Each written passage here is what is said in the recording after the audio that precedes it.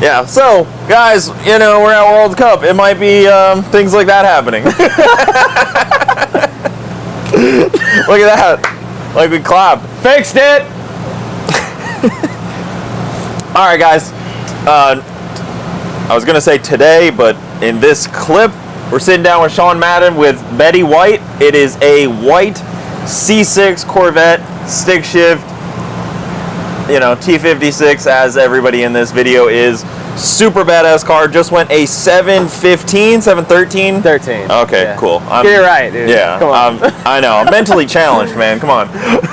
Yeah. What, 200 something? No, it's a 193. Oh, shoot. Yeah, that's pretty low. I ran out of boost. I know, but I'm just... Yeah, CO2 was out. We literally refilled the CO2 yesterday. Yeah. Jonathan Atkins filled it up for me, and... Oh, he sabotaged you. Yeah, I guess that's probably He didn't want to give a cheeseburger to you. Basically. He was worried he was going to have to pay up. Yeah, that's what it comes down to. Yeah.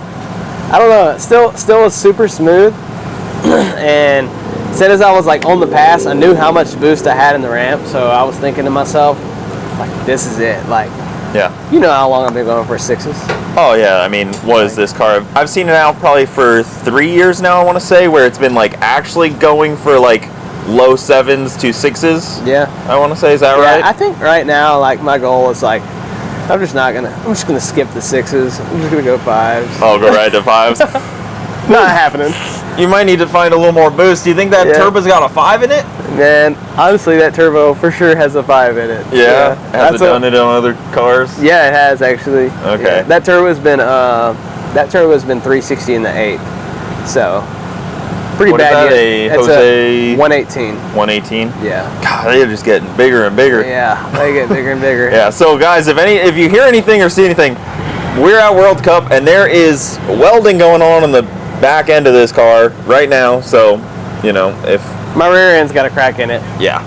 Happens. Now I'm not talking about the one on me. Yeah. I'm talking about my actual car.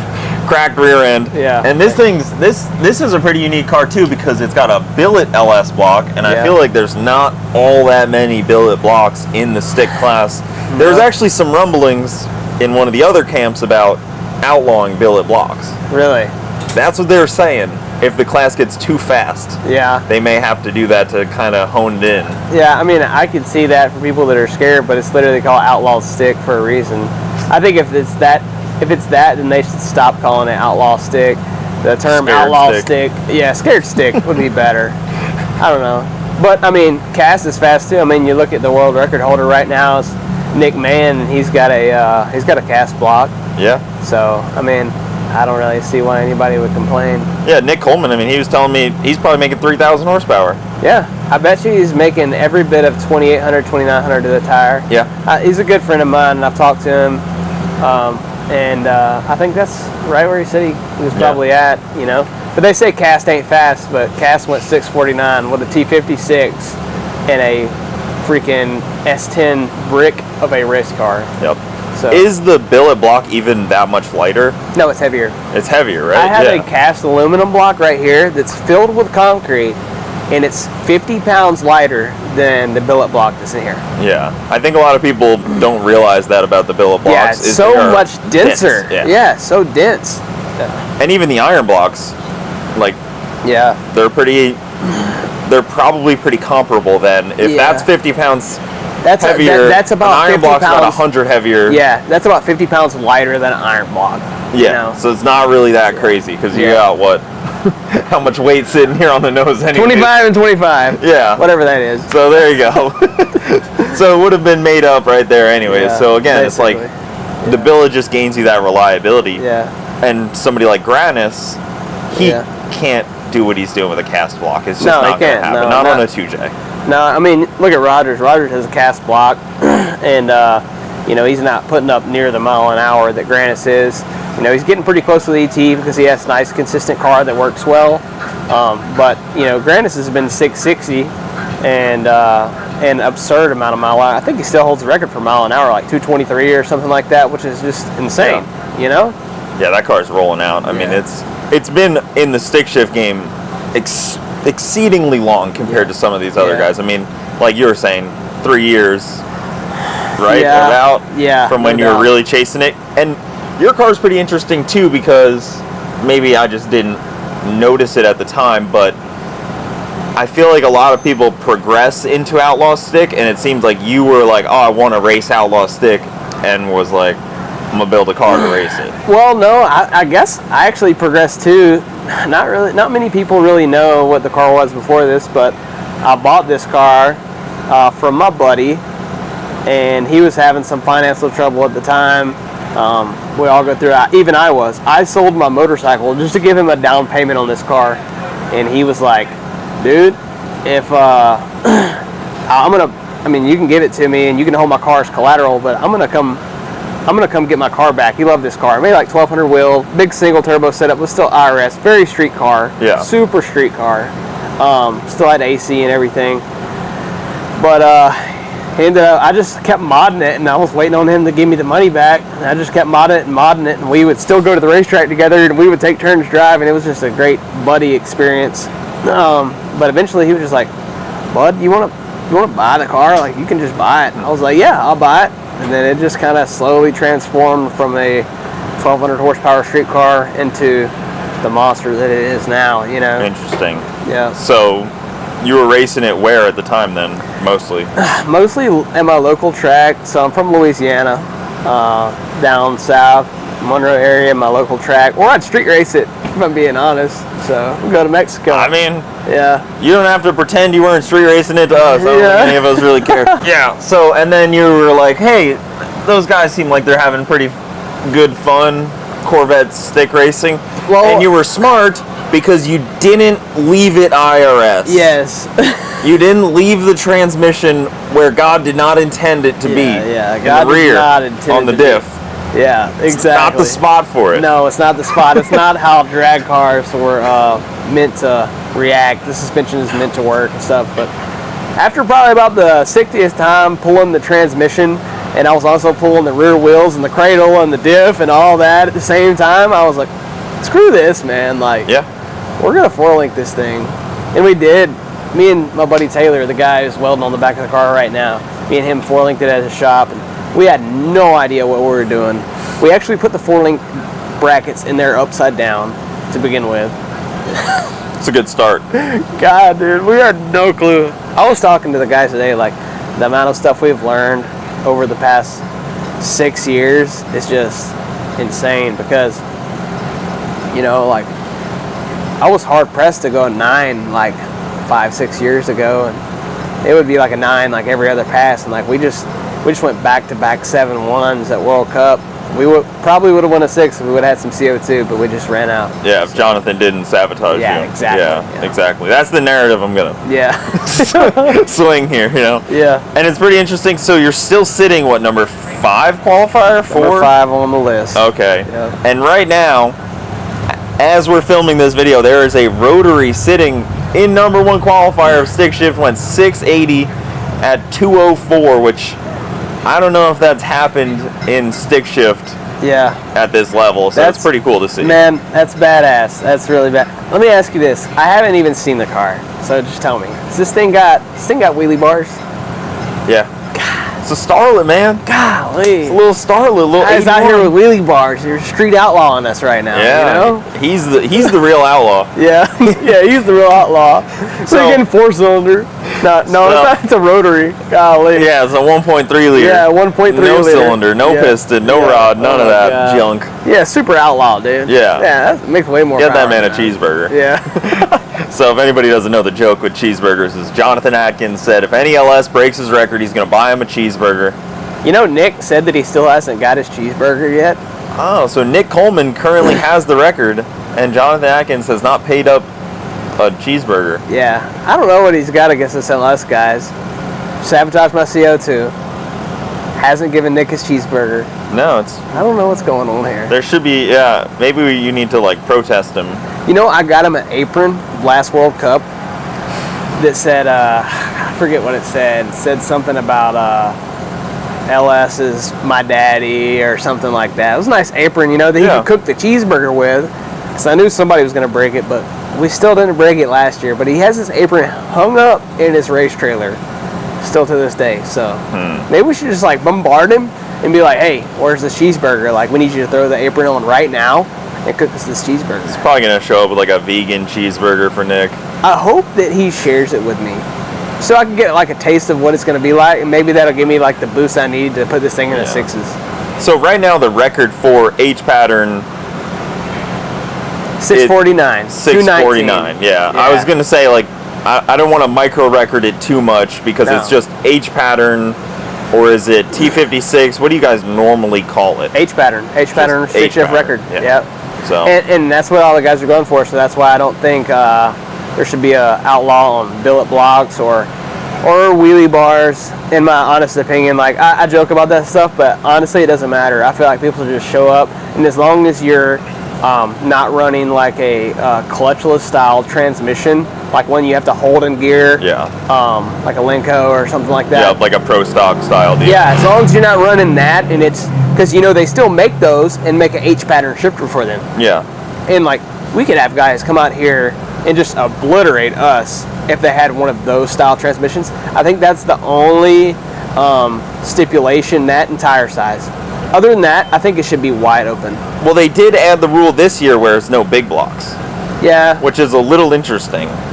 And there's no big block car that that I know of that they've ruled out. It's not like somebody that was going to run away with the class got ruled out. They almost like preemptively struck. Yeah. You know, like normally the class has to get ran away from and then they strike. Yeah. No, normally. That was weird. That was kind of weird, but I think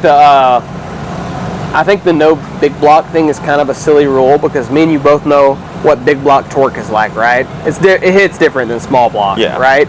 So if you think us guys we're bending input shafts, twisting them right now, what do you think it's going to do with a big block in it? Like, no, I wouldn't dare put a big block in my car. If I could put a big block in my car, and you would write me the check for the big block out of your bank account, I would still not put a big block in my car. Yeah. It wouldn't work as good. You wouldn't be able to. You wouldn't be able to keep a trans together. No. And people like Tick are pushing the trans technology pretty aggressively, which is nice to see. Yeah, they have pushed it a very long ways. We're on 29 spline input shafts right now, and those have been holding up great. I found a weak point just like 2 days before we left for World Cup. Went out to a local 8th mile track, did some testing, and went a 460 at 160 to the 8, so that was pretty cool. But I broke the hub inside of the clutch disc. I didn't break the splines, didn't hurt the splines on the input shaft. That transmission is still in the car, but I broke the actual hub inside the disc, just rounded all the splines out of the disc. Yep. So now we know that's probably going to be our next weak point, is the actual hub of the disc. At least on a single disc like I'm running. If you have 2 discs, it kind of disperses the load a little bit. Probably helps out, but... Yeah, and even the clutch technology has come so far with them adding the pro stock style stuff. And, you know, some people are really got a real good grasp on that. Like, you talk to Nick Cole-Mann, and he's got a really good grasp on the clutch technology that's, like, way over my head. Yeah. And then... Man, it's tricky. It's been, I think that's why they call, like, so I'm running a Black Magic clutch, so is Nick. Yeah. And I think that's why he came up with the name Black Magic, is because, it's, you know, you talk about, like, Black Magic. It's just like, it's the unknown, you know? I think that's why they named the clutch company Black Magic. I don't even know, but I'm just guessing. Yeah, I mean, they usually get those things spec'd pretty well. Like, here, try this, and it's pretty accurate, I would say, from what you get. Even like when we first put one in Leroy to try slipper clutch, like it was pretty spot on. Yeah. Kind of right off the kick. Yeah, no doubt. So, you want to talk about last year with this thing? I don't even want to think about it. You want to bring it up for us here a little bit for the people to know what it takes to compete at this level, or what it could take. Yeah, what it could take. Last year, I had a really, really bad year. I built an engine. I went to FL2K. I lost to John Rogers in like second round and I was coming around. I'm so hot. I was on the scramble button. We were making a really good pass. We're like 166 to the 8, 450. It was for sure my second run, and I clicked it into second instead of fourth. So money shifted it right there, toasted the trans, rod through the side of the block, and well. What kind of RPM you think that thing saw for a split second? Oh, it went to 10.8. It went to 10,800. I shifted into second gear going 172 miles an hour. So, yeah. You're going to have a bad time when you do that. Yeah, rod exited the chat. Yeah. So, we ended up building the engine. That cost me like, what, 30, like I told you earlier, like 35,000. Yep. And then got here, as soon as I got here, first test pass on Wednesday before qualifiers. Dropped 3 valves in that engine. Called around, found another motor, bought another motor from John Doc, another YouTuber. Yep. And out of Black Sheep, pretty badass motor. Got it here, and it went. It was 36,000. So now we're at like 71K, and then I went on to break the transmission and everything else. Basically, it cost me like 80 grand. That week, the week of, like, within that 2-week span from getting this motor to blowing it up, getting this motor and then blowing the trans up and that motor, like, it's just, yeah, it all was just pain, a little bit of pain, a bit of pain. Yeah, it's okay. Now I have that motor in the trailer right now as a spare, and I feel great about it because we have a great tune-up on it. We actually pulled that engine. That's the one that went 460 at 160, like 2 days before we came here. Pulling a not hurt engine as a spare is probably a pretty nice feeling. You know, we're trying to play the long game of World Cup because, man, I really want that cup. I want it really bad. It's a special trophy. It's a special trophy, you know. It hits home, and we put the billet block in there not only because I know this billet block is the better engine, but we don't have any data on it. So that 713 was the third pass on this motor, dude. Like, we had all the data we needed for that. So in eliminations, if this gets hurt now I've got it lined out. But if it does get hurt, we can pull it right out, put that one in, and know how to go fast. So it was just, it's more work, but it was the long game, you know? It was just a tricky chess move is all it was. Yeah, it was an interesting one. Yeah. I mean, it definitely seemed like the right move. Pulled a great running engine out to put unknown engine in to test with it Wednesday. Yep. And now we're here, qualified number 5, and gonna run up the ladder tomorrow. Yeah. So it's a good class too. There's a the who's who of stick shift, as cheesy as that kind of is to say, is on property. Yeah, for sure right now. Oh yeah. And it's always is. It's going to be pretty spicy because I'm pumped for that. Yeah, there's only a few good races for stick shift every year, man. You know. Yeah. It's this FL2K and TX2K. Yeah. So. And I was even going to say, I do recall at TX2K, you heard the engine. Yeah. There. Yeah. But for people that don't know, these engines get hurt. He is prepared to probably break another one, and to reach his goal, he might break it again, and might break it again. It's like, and then cry again, and break it and cry again. Yeah, and break it and cry some more. You just, it's kind of cost of doing business at that point. Yeah, no doubt, man. It's really not about the money for me though. I feel like I would spend my last dollar to go fast. I'm just a diehard race car guy, dude. That's all I am. Yeah, I mean, that's the only way that you'll survive in this game is if that's your mentality. Yeah, no doubt. Because if you're if you're smart enough, you would quit. Yeah. Right? But we're not. If you're like 1 foot in, you're gonna get chewed up. Yeah. You gotta be all in. Full dumbass. Yeah. Just dive in. I fully agree. I mean, listen, if you talk to any of the stick shift guys, they understand. They're like, yeah, we're ignorant. Yeah. They're like, this is the worst financial decision I can make. Yeah. But I do it every weekend. Yeah, we just love it, man. It's the best. Well, we'll get rolling, man. This was awesome. Next time you're down in Bradenton, we'll have you on for like a full episode. And guys, go. Welcome to World Cup. Guarantee they were wearing some Cletus jerseys. Oh, they probably were. Yeah. Where can they follow the car at? They can follow me at Next Shift on YouTube, Instagram. That's NXT Shift. You know, I've been slacking on posting a lot. I know you're probably going to have a few guys follow you, get on there and be like, oh my God, he doesn't post anymore. I just want to let you guys know, if you see this before you see one of my videos, I'm not posting because I vowed to myself that I wouldn't post until I went 6s in the quarter. There's only so many times you want to watch a white Corvette go low 7s. It's a bad financial decision, though. Yeah. To not post until you do something cool. Well, and I've got a construction business, and I literally stay balls to the walls all the time, trying to run my business and everything. And I never really did. Personally, I never did YouTube for the money. It was just to create a story. Yeah. Or never did it for the money, never did it for the fame. I just wanted to create a story. The channel took off pretty good, and I think we're at like 75,000 subs or something like that. That's awesome. But I haven't posted in like 10 months, and the guys that follow me, I'm sorry I let you down, but we're gonna go with 6 this week, and then you're gonna see a video from me, and then I swear to God, I have like 10 videos on backlog. Well, I always tell people, if nothing else, post for your sponsors. Yeah. Post for the people that help you out. Yeah, no doubt. Because then that gives you like, oh shit, like I want to highlight the people that help me out. It kind of gives you a different motivation. Yeah, no doubt. So, good deal, man. Thank you so much for coming on. This was a lot of fun. It's late. He's got some welding to do, but I don't weld. Taylor's welding. Now to the next guy, whoever that might be. Guys, now we got Shane Becker, right? I said that right.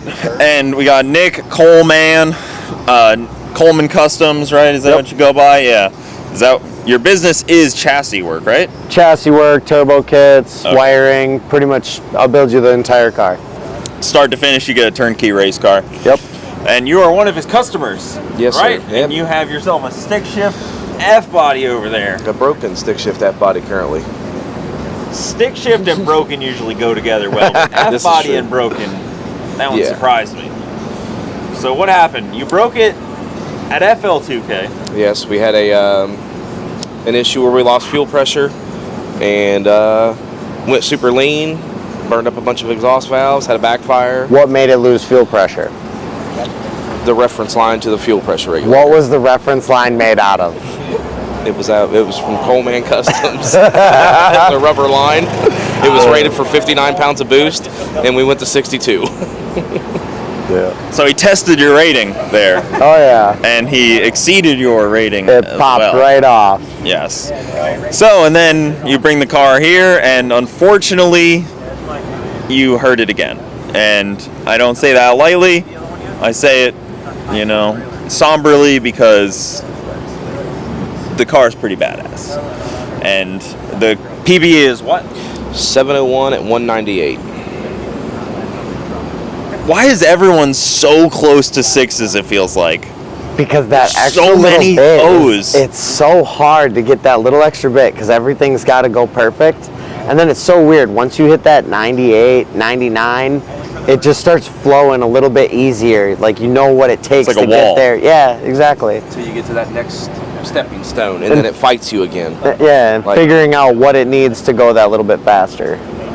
Yeah, a lot of racing has that wall that you hit, and you have to know how to get past. Sometimes you have to reach out to somebody else to give you that little bit of information to get past the wall. And I've seen that before too, where it's like you just might need a sprinkle. You're missing of something you don't know. Yeah.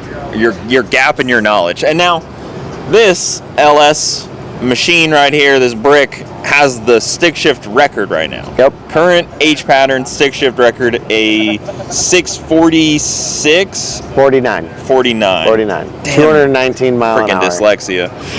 Dude, it was a trip. That was a really, really good day. Like the air was perfect. What track was it at? Michigan, 131. Oh, okay. Yep. Best track on the planet. Really? Dude, you need to take a trip there. You won't be able to figure your car out because it will just wheelie. No matter what you put in it, it's gonna wheelie.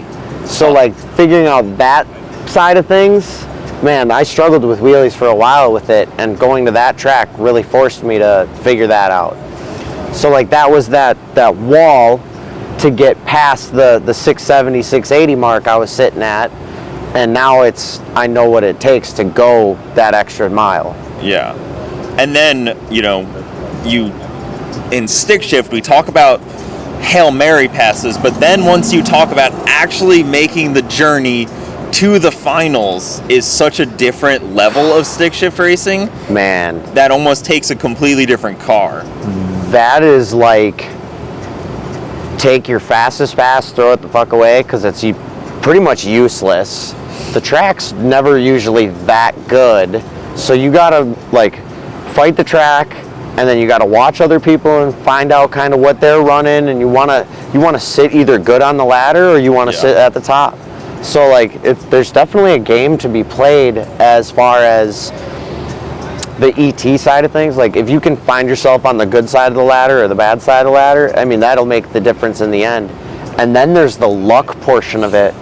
It's like, you could have all your stars aligned the whole way, and you could just throw it all away because you just either messed it up or something broke.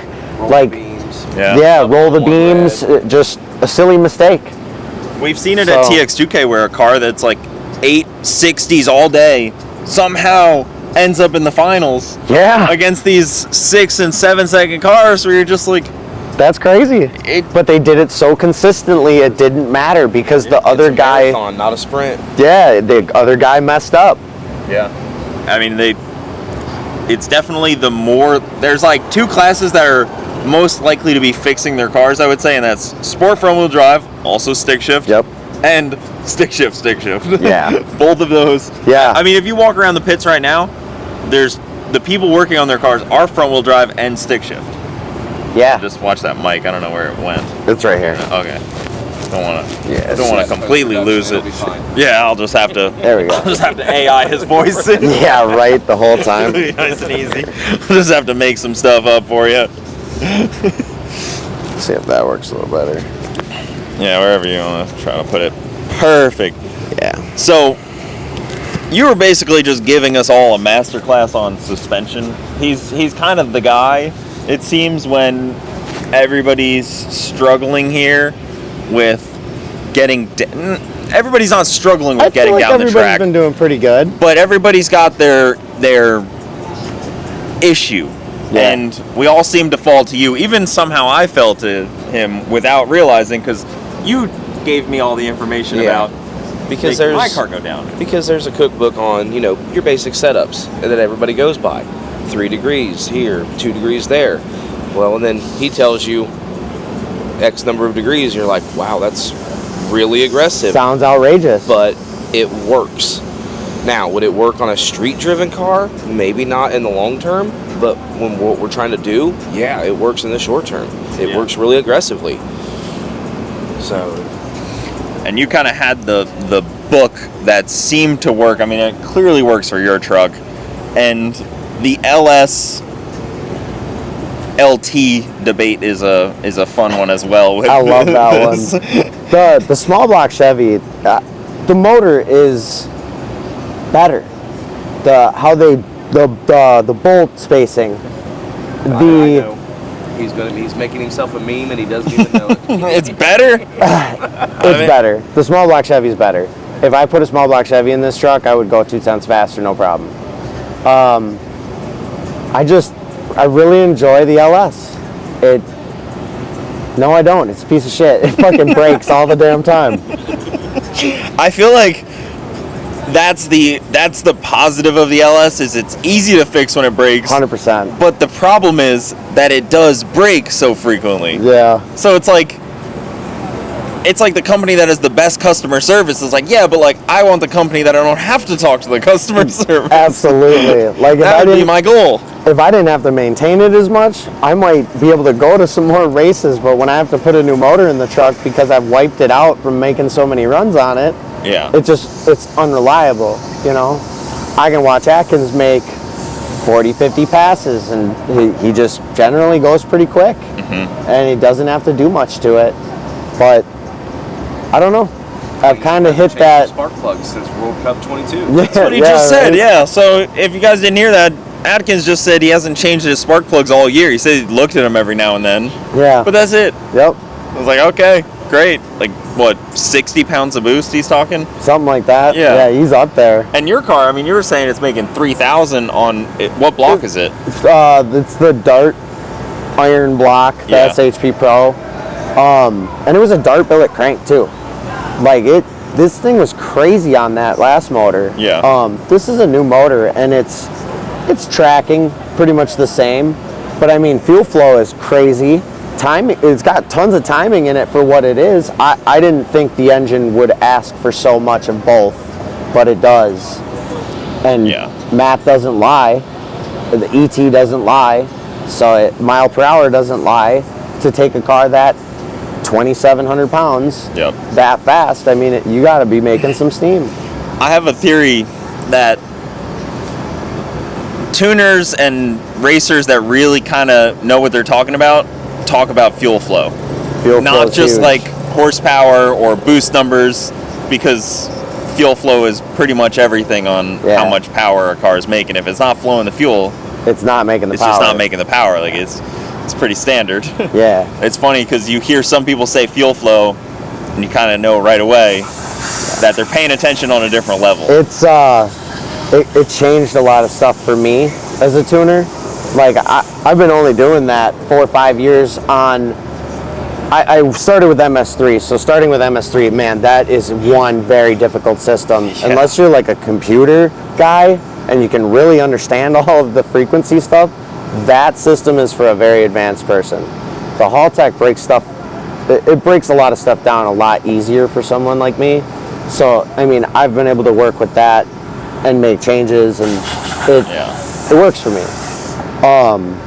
Man, it's some of those systems very difficult. Like Motec, I don't know if I could jump on a Motec and do the same thing I could with a Haltech. I don't think it's as user friendly, but it's definitely a pretty badass system. Yeah, you kind of need like a firmware, yeah, like an actual like starting point. And I thought that was really interesting because there's I was talking with Brett LaSalle a little bit, and he was telling me how they have different firmware packs, and that I thought that was pretty cool. It's definitely different types of racing. You can do whatever you want, but you have to have somebody that can create what you want. Yeah. It doesn't just exist. Like, it's not just a drop-down menu. Yeah, and like I'm not a computer guy, so it's not like I'm going to go and program one of those. Like when you go to Holly, it's like, I want nitrous, and there's a little nitrous bottle logo. Yeah, it's like, real easy. simple. Yeah. Let's ride. But this car is interesting from you because you built the chassis. Yep. You wired it. Yep. You tuned it. You drive it. You do all the clutch adjustments. Do you build the engine on it too? So this one, I actually had my guy at Fast Times do it. Okay. Thank goodness he doesn't. I'd just be pissed if he did everything. Yeah, he'll try. Listen, let this thing that last motor that set the record. It back together tomorrow. That's what I mean. Like, you gotta leave us something. You know, you can't do it all. I try to though, He doesn't because line the vehicle up. If I know everything in the car, how can you not make the right changes to go faster? You know, if there's something you're missing and you're not the one with hands on, how are you ever going to know? So it's when I look at every square inch of this vehicle, putting it together, I can make sure that it's going to go down the racetrack properly. So let me ask you a little bit more of a might burn some of your fellow stick shift guys. What do you think most of them are missing on their program? What do you think they're falling short on that they're not paying attention to that you might be? Honest to God, testing. A lot of them just don't want to test for some weird reason, but we've actually gotten some flack because we go and test. How dare you? I tested that car one time in 3 years. What a dirtbag. I was accused of being a piece of shit. Yeah. Well, it's like the No Prep King series. They're not allowed to test within like 200 miles of the event or something stupid. Yeah. Yeah, so it's just actual laps on the car. But testing is one thing, but if you're not making the correct changes incrementally, so people must be missing more than just testing, because, you know, they can go test till they're blue in the face, but if they're not... How many of them are chassis builders? I don't think any of them are. How many of them are they? Yeah. Maybe one of them. Maybe IDS. Maybe. Right? John Rogers. Yeah, maybe. Maybe. I don't know. I don't know what level they know things at. So it's hard to say. They're shock guys. They're shocked. So if you're going to figure out a new car and you don't take your chassis guy, you don't take your suspension guy, you don't take your tuner, and you just go in blind and you spend $300 to enter an event, you have 0 testing and you go into qualifying, And the now car you have to doesn't figure work. it out in 4 passes, potentially 4 passes, despite oil downs or anything else, and you're just blind. Yeah. So now you're throwing money out the window, and you just can't get the data that you need. Testing is super important to us. Just to, like, okay, so Atkins has made it a point to say he doesn't go testing, he just comes to the race and he races to win, right? Well, racing to win doesn't always mean that you're trying to go faster. I'm trying to go faster, and I don't want to do that in an event necessarily, because you could lose fairly easy. I mean, I've kicked the tire and lost. I've ran over a cone here last year against Jeremy Howell, like 3 cones from what I'm told. Whatever. I'm sorry. The whole Jason track. Miller. Yeah. So stupid. And there was no reason for it, because the truck, I literally pulled it out the trailer and I went a 660 the next weekend. Yeah. It was just blew my mind at why it turned left. So I don't know. Yeah. There's anomalies on the racetrack. You know, somebody might have oiled it down, and when they drug it, there's shit in the track. There's shit you can't see. That's where that luck stuff comes in play. There might be a small bump in the left lane. That too. I don't know if you've seen that. Is it further out, like It's- 500-600 yeah. feet? Yeah. Yeah, Like, I got data that Cars shows get that. yeah. Almost every car on the data can see it. There's Yeah. like 2 little kind of Front shocks, you see it. Boom, boom. and yeah. it's- And if your shock's topped out when you hit it, You're it's going to be scary. riding or on the tire. if you're on a shift or something and the car's unsettling Yep. in the wrong spot, could be not It's- fun either. Upsets the chassis, and now you got to figure it out. Yeah. Yeah. I think that's what happened to Farlow. Yeah. I think That unfortunately literally watching the video, that's what it looked like. topped He was out riding shock. the tire and it hit the bump and it just lost it. It's And definitely when you're tough. going that fast, dude, when you're going that fast, it's gone. Like he had no time to react to that. Yeah. There's no driver error there whatsoever. It just oh man, it's crazy how fast it happens. Yeah, I think it's happened to other cars too. I know White Rice went out and tapped the wall earlier, and it was To here? Yeah. This week? No shit. yeah. Man. White Rice. I mean it's okay. Like it was just the rear quarter-ish area. He was riding the tire?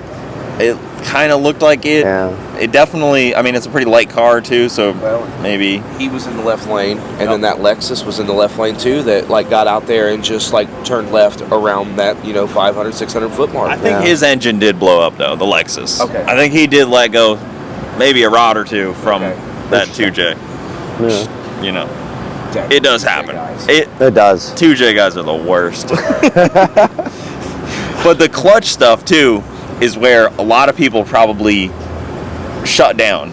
It's like torque converter stuff, because torque converters It's for hard. most people are like, Well, it's I hard. don't know what's going on. You know, like a boosted application, if you turn the boost up and you don't tighten the clutch up, it's going to just zing the clutch. And then if the track's not there and you tighten the clutch up and you turn the boost up, and it just all goes to hell.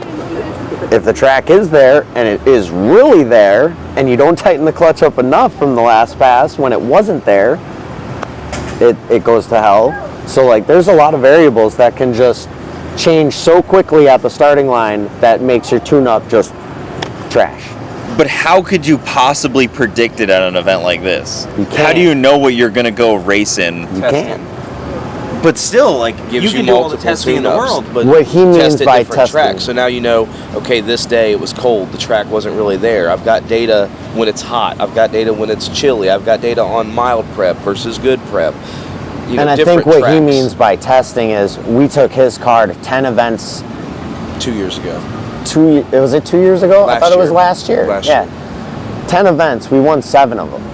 And that was on so many different surfaces, and that tune-up in that car changed so much that we have a lot of data on the car. So we can come to a racetrack and we can put a clutch tune-up in it that we know. What the crazy part is, we had to get rid of the clutch that we had in the car because it was toast, and we went to a totally different clutch, and then it has a totally different percentage of change with weight.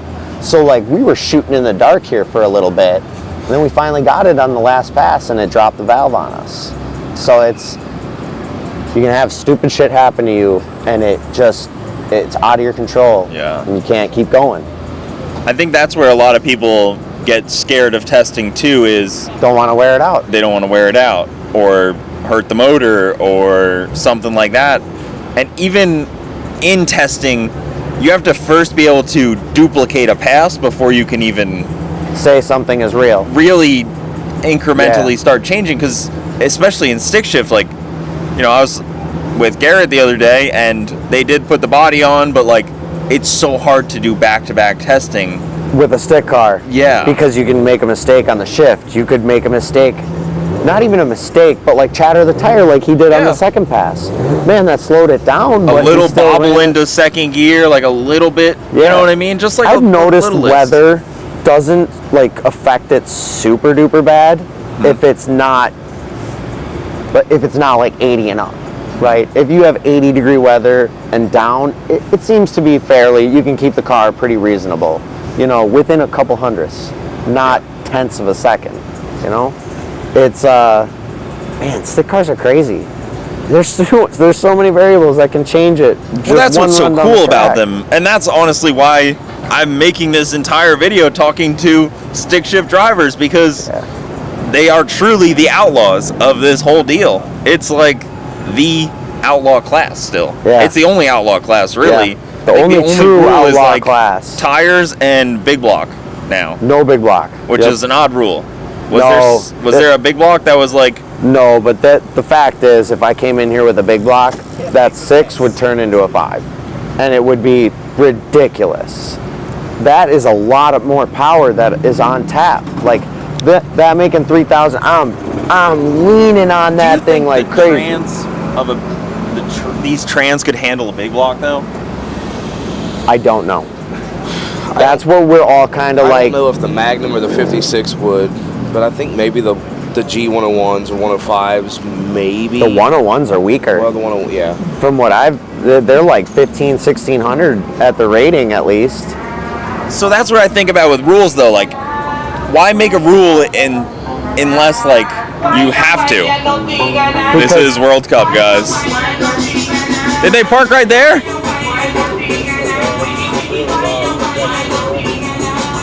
This is awesome, guys.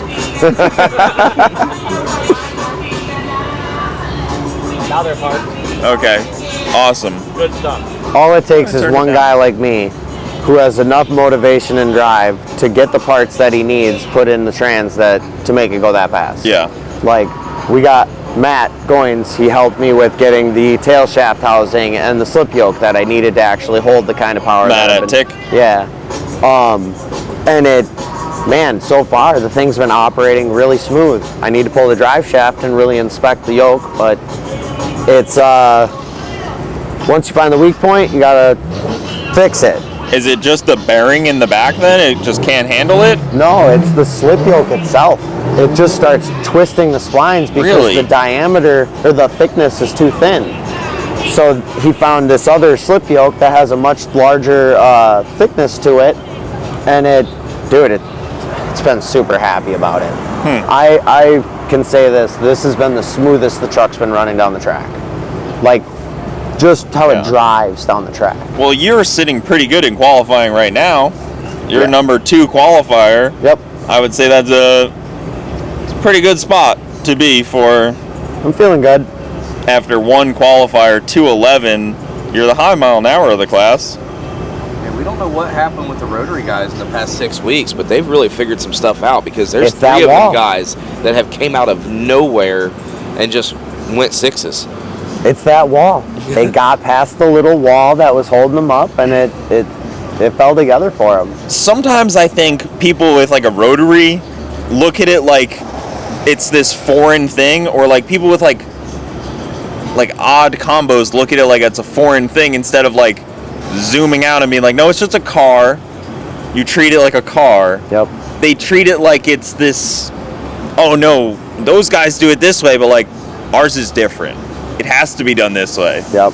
And then you put yourself in this like spiral of uncertainty, because you know who does it? The side-by-side guys, like tuners and people that build like turbo kits for side-by-sides. Yeah. They treat them like they're this unique It's all the same. It's like it's just an air pump. Yeah. it's pistons and rods. Like, what are you doing? Like, this is nothing new.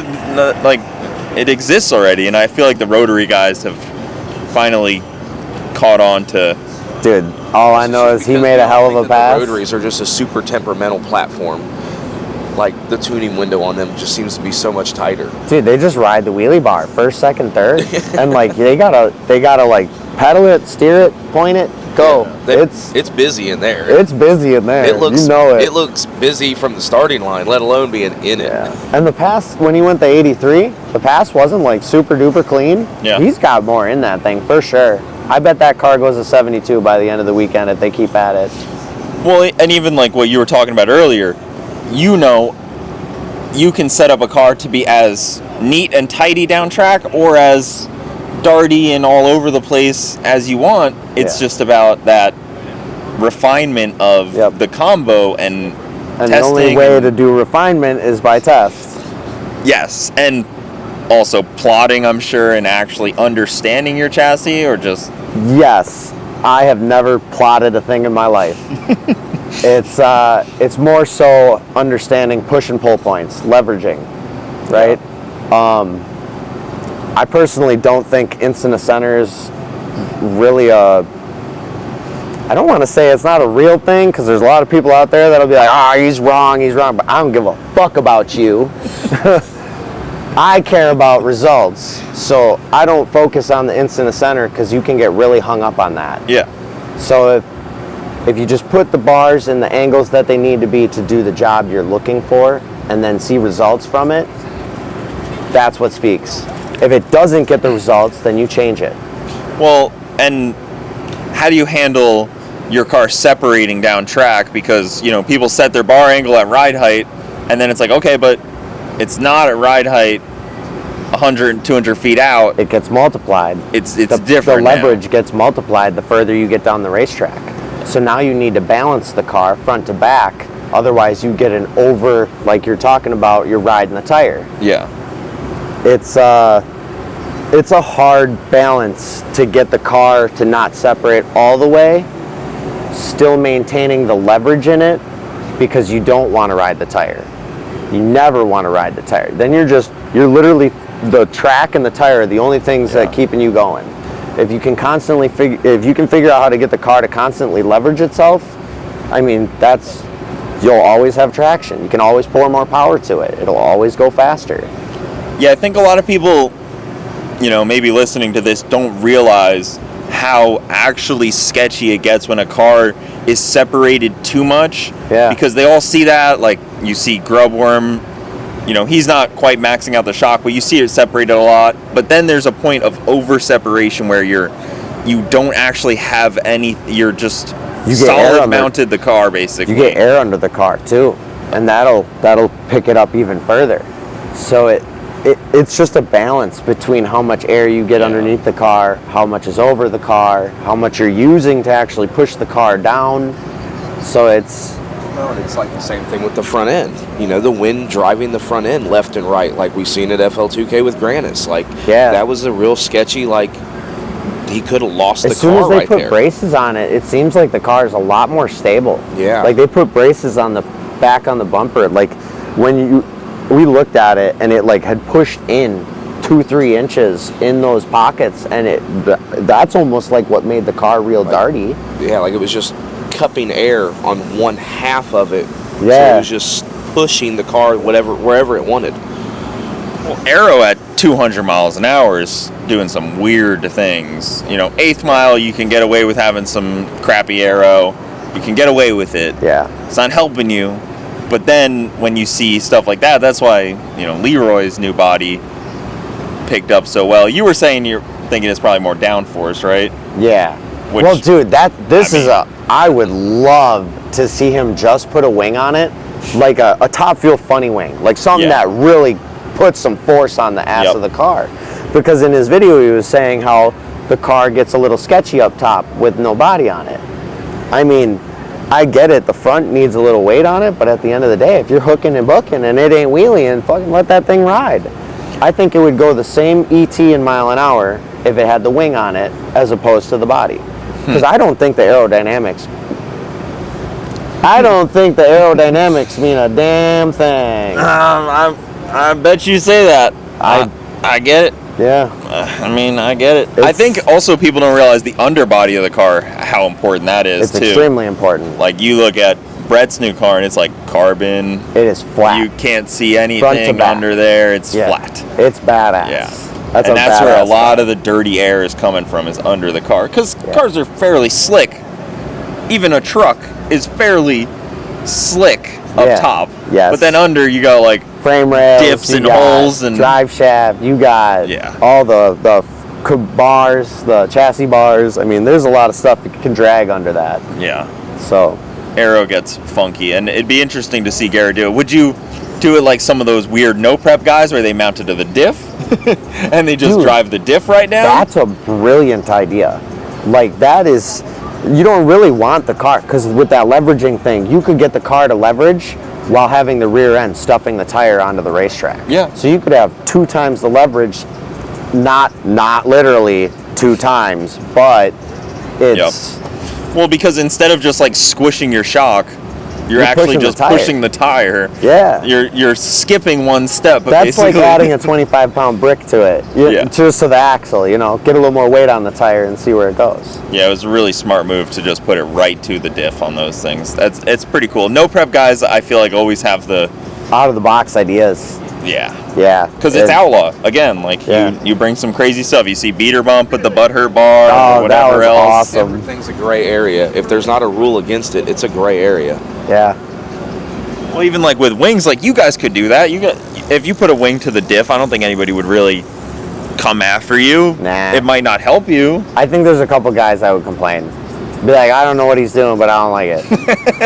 I don't understand it, but I think he's cheating. He's cheating somehow. None of this looks okay. I don't. John Sears, please, like make a rule. We need a ruling here, John. Yeah.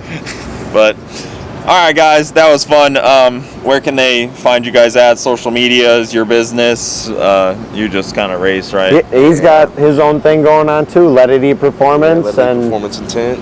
Yeah. Okay. Cole-Mann Customs. Cole-Mann Customs. What does Let It Eat? Just building cars on the side a little bit. Oh, okay. Cool. Anything that's out of my realm, it goes to him. Where at? Up Southwest Ohio. Southwest Ohio. Let It Eat Performance. Yes, sir. Okay, so like turbo kits and stuff like that. Yeah. Okay, cool. And then you full-time shop. Yep. Full-time deal. Yep. Badass. Build whatever you stuff. want. Go fast. Love going racing.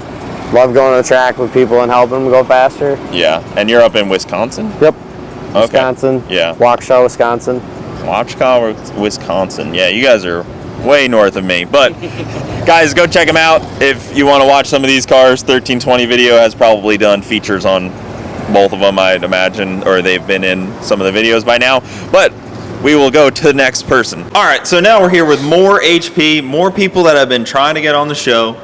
And they're going to say the same thing. I had to escape from a hurricane. Yeah, we did. And Chris and Steven, and you didn't bring your car. No, I did not. It's still blowed up. I'm building a house, so it took priority. So you both have silver Camaros, 4th gen Camaro, twin turbo, more of this. It's more street car than a lot of these other deals, I would say. It has been. I kind of went a little crazy this winter and ditched the radiator and the intercooler. So it's less street car now than it's ever been, but I can still slap the radiator back in it and drive it to Chick-fil-A.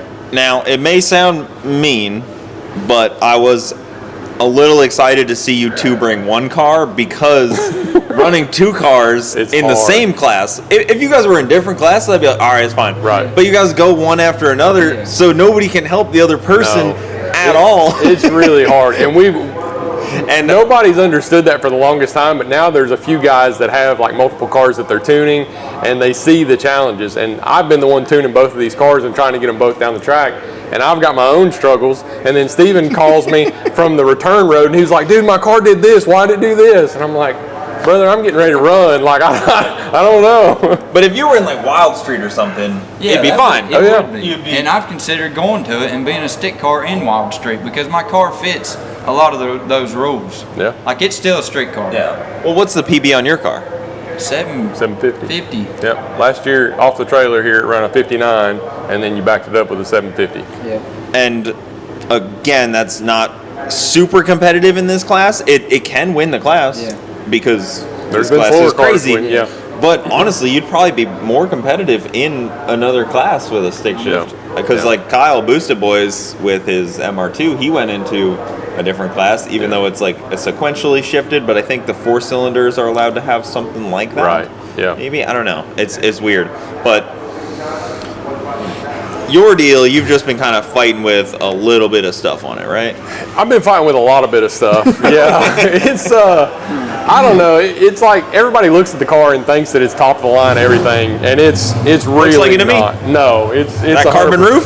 That carbon roof's nice, yeah, and maybe that's what's given the perception that it's a nice car, but it is not nice. Like, we've been fighting the rear end for a good while, and it's a stamped steel 9-inch, and it's F-body width, and I don't think you can get a wider rear end than an F-body rear end. So it hasn't been back braced. Like, it's just time for a better rear end, and I think we've been flexing on it, and I don't know. It's just Chris's downfall is he likes to use things I like cheap past things. the point Yeah. of what they're supposed to be used for. Yeah. Yeah. I do that too, though. And you guys are fabricators by trade, it's right? Yeah. So you can make things work that the average Mr. LT himself. Yeah, that's the stick shift pits. We didn't do that to his podcast. We could have, and we were nice, and we kept it shut off over here. At least he's not like the Honda guys. Maybe he'll just do it once Yeah, and oh be yeah, done. he's done. He's They done. do it like 80 Yeah. times Yeah, to oh, make yeah. sure they got it Yeah, dialed in. It's rough. I think he just decided to clear the water off the tent. Yeah. It did sound nice though. I'll It give him did, that, it you know, did. I can't. So you guys also have a silver Corvette, right? We do, yeah. So that's his dad's Corvette. It's a 63 split window Corvette. We finally so he's raced automatic cars his whole life, and we finally convinced him to put a stick shift in it. Why would you So- do that to him? I know. He loves it. He does. He really loves it. It was hard to convince him, but now that he does it, he really likes it. He said Yeah. it is 10 times more fun.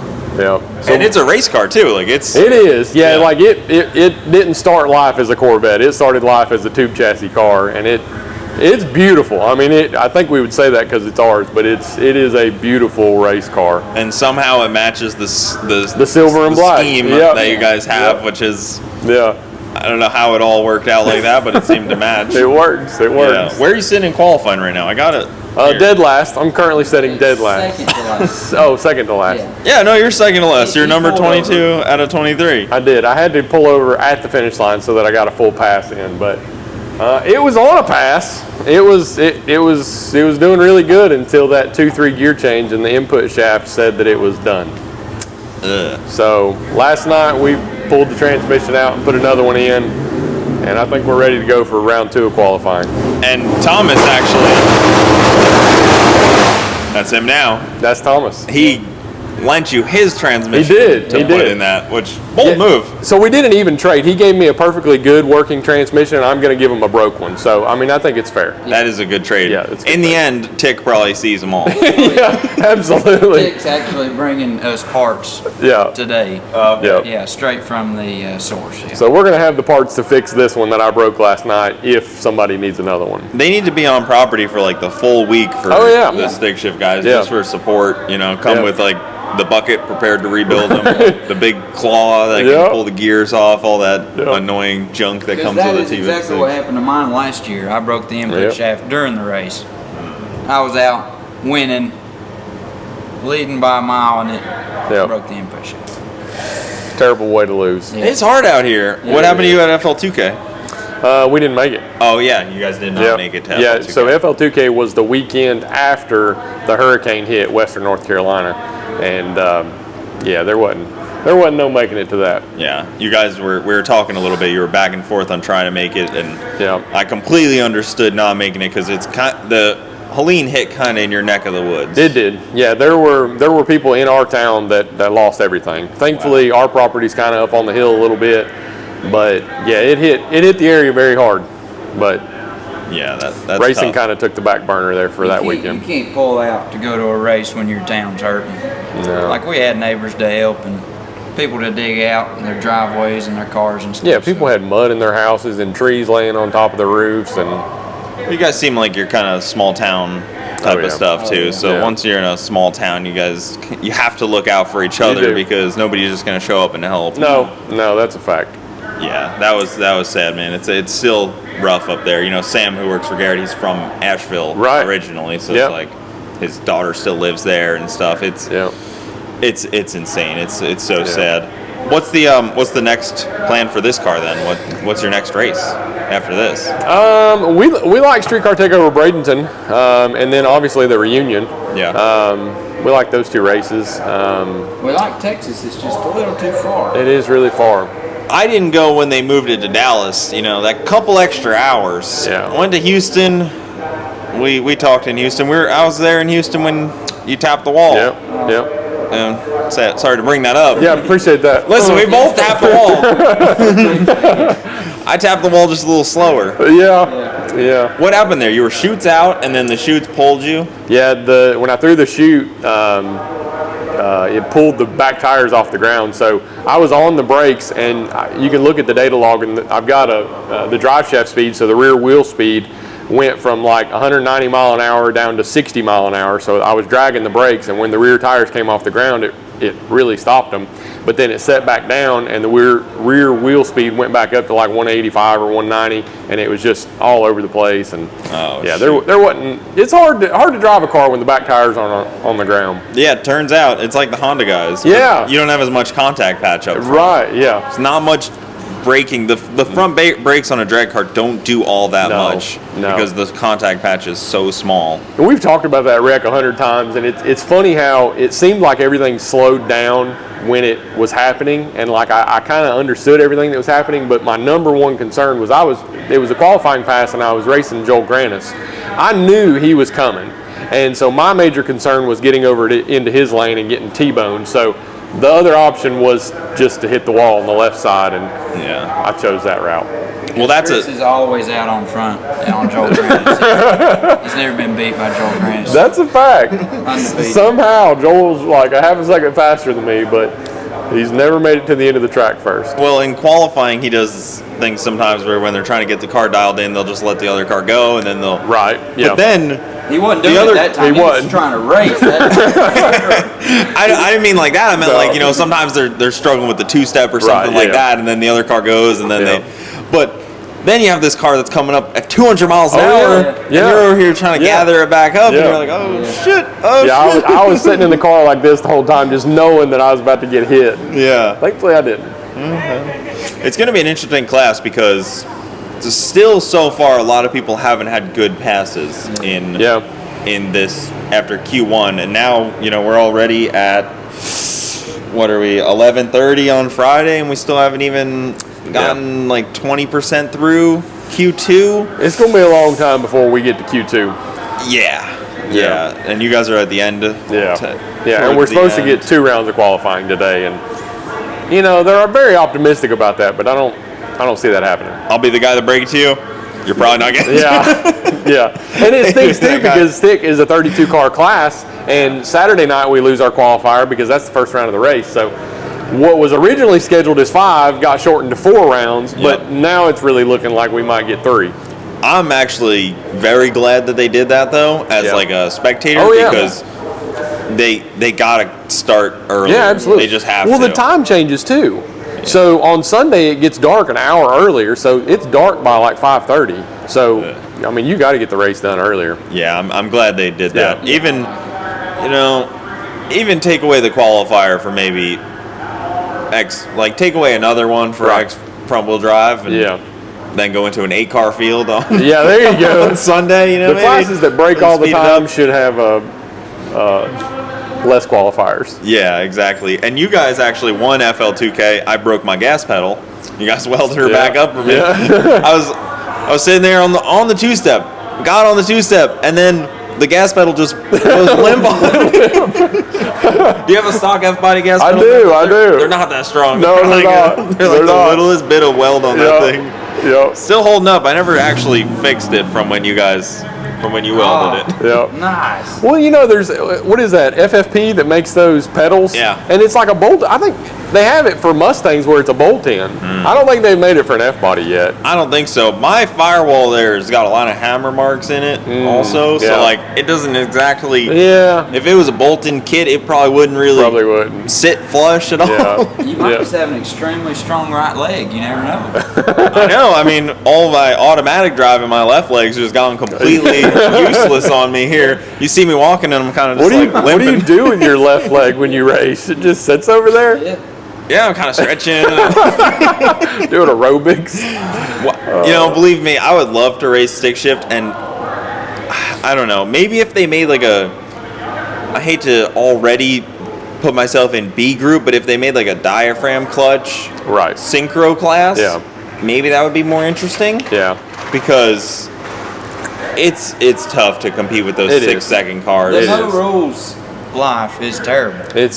You need some we order. built our cars for when stick shift started, which it had a lot of rules like stock style suspension and everything, but now there's no rules. It's like no big blocks. I think that's the only rule. And rules are a conversation with the stick shift class all the time. And it's like you got full-blown tube chassis cars, and then you've got cars like Jonathan's, mine, even John Rogers' car, like that are just the car as it was from the factory. Yeah. You know, there's not a lot of difference. But when you've got double frame rail cars, I mean, how are you going to compete with that stuff with just a normal car? So I'm all for, I know it's outlaw stick shift, but I don't know. There's got to be a line drawn somewhere. Yeah, well, we can't have pro stock cars with T56s. Right. At some point, you got to think like, I don't know. This seems like it went too far, guys. We need to reel it in. Yeah. But once the slipper clutches got dialed in on a radial, it was all bets were off. It was like, this is just a torque converter that doesn't have fluid in it. It uses infinitely adjustable torque converter. Yeah, it uses like whatever centrifugal force of weights instead of fluid. Right. Kind of the same concept. A lot less messy. Yeah. It's funny. It's a. But then, cool like deal. yesterday, round 1 of qualifying, I mean, I didn't see that coming, but a Starlet goes number 1 qualifier, you know. And I don't know much about those cars, but I think that's pretty impressive in itself. I mean, they get wheelie bars and we don't, but... but you wouldn't have them anyways. No, I wouldn't. But I don't know. Some F-bodies need them, but, you know, we can't really. But, I mean, that's neat, because that's, I mean, in my opinion, that's not a tube chassis car. That started out as a Starlet. Yeah. There's definitely some very cheatered up pro mod looking. Tonski's car's badass. I'll be fully honest, but man, that thing's like it. You know, there's no rules, so it doesn't bend any rules. Right. But man, does it? Yeah. And there's no. You can only talk what it weighs. spirit of the class. Right. You can only say, does it fit the spirit of the class? Because that's what me and Thomas West are talking about. Like. His car, you know, they let import domestic crossover in. Right. It fits this class perfectly. Yeah. Like the spirit of the class. Yeah. You know, even with the hood off, like it's still a Honda under there. He still has like factory S2000 parts on that thing. Yeah. Way more than he should. Yes. They're starting to bend those things every pass. And it's weird because, like, imagine you were trying to run a 10 bolt. Oh yeah. Yeah, that wouldn't. But they're still running like the factory. Well, we never went very fast on one either. Yes, we did. We welded the tubes up on that baby. And we did. It went fast. How fast did it go? I think it ran like 640, 650 in the 8. That was fast back in the day. That was. I never broke a 10 bolt either. I mean, my car, I bought it and I was just like, well, let me just order the 9-inch. Yeah. You know, it's kind of just like, kind of part of the F-body life. Yeah. I went through a lot of 4L60s in that car, but no 10 bolts. No 10 bolts. Yeah. And 10 bolt was breaking the 4L60s. Yeah, that's what it was. It takes too much power to turn them, you know? Yeah. But you know, it's like this race, I understand that it's World Cup final, so you want the fastest of the fast. I think FL2K and TX2K do a good job of having that separation so that a lot of stick cars can compete. Yeah. And then it's just based off of time, and the second or third class are based off of, I guess, sort of like a breakout rule. Jason Miller is not an index guy. I know. I don't see that happening here. No. So it kind of stinks, but this is going to continue to be where those tube chassis, stick shift cars, whatever, just all out cars come here And I mean, I think this is going to be the one race a year that they just try to dominate. I think if anything, they're going to split it between classes, though. Like, they won't do index, but they'll do outlaw, and then they'll do, like, diaphragm, like I was saying, like maybe. No slipper, no whatever. Like, it's hard to take that stuff, though. It's hard to take someone using the clutch or not. Yeah. I mean, they were trying to make people pull their Turbo 400s to see lockup. Really? Yeah. Goodness gracious. John Sears, I think, pulls Garrett's data log to see if he's got a lockup. Wow. So, I mean, it's tough. That is tough. Yeah. Yeah, and there's, the whole rule where the clutch pedal has to be actuated by the driver's foot. Does that just mean when the car started up, or does that mean when the car's going down the track? Like, there's is a lot. Is the guy going to ride with him going down the track? How do you take that? They put a camera in there. I don't know. I mean, you can see in Garrett's car when he's doing it. Right. His unless he's got the body on. I think he did the body so that he could not kick the clutch. That's what his whole deal. Get some privacy. Become top fuel, Cletus, dual windshield and all. Yeah, that was the thing that I thought was kind of odd about that, is having two windshield. I bet that's distorted. Yeah, it must look very weird. I mean, he couldn't see anything before, and now he's going to see like 8 bulbs turn on the tree. It's going to have some glare. I hope he puts the body on for the race. He said he's just teasing us with that body. Oh, okay. And it's working. He's teasing us to It is. It was just all for the show, all fake. He's not going to use it or anything. Right. I mean, if it goes faster, I don't see why you wouldn't use it. I think you should drop it on the El Camino and probably help it out. Yeah. But, we were talking, I was talking to Cole-Mann about it, and he's like, I don't got an aero either. Right. I've got an S10 truck. Yeah. But again, everybody is the victim of their own choices. Sure. Oh, yeah. We all three race heavy cars that we shouldn't be. Yep. Yeah, you start out with the wrong platform, and then you just go with it until it dies or you die. Yeah. And it's bad. How heavy is your car? 35 with the hood and the full exhaust and everything. We've been taking the hood off when we come up here. that hood's like 100 pounds. I bet. Yeah. It's all steel. That's actually a little lighter than I expected. That's actually pretty good. Yeah. Because, I mean, F-bodies are freaking plastic and fiberglass, and they're that heavy. I know. That confused me when we first got into these cars, and this one was like just a few pounds lighter than that one, and this is fiberglass and plastic everything, and that is thick steel and glass everywhere. But I guess it's a little bit shorter of a car. 69 Camaro is a little shorter. You wonder where GM found to put this much weight in the car. I know. Ford at the time was engineering like a lightweight car. And GM was like, no, we won't weight. It's fine. Just well, they want to be able to hit people and wreck them and still have a car when they go down. You're going into turn 3, you want to hit somebody in the quarter panel and still be able to keep going. How many F bodies going to turn 3? Exactly.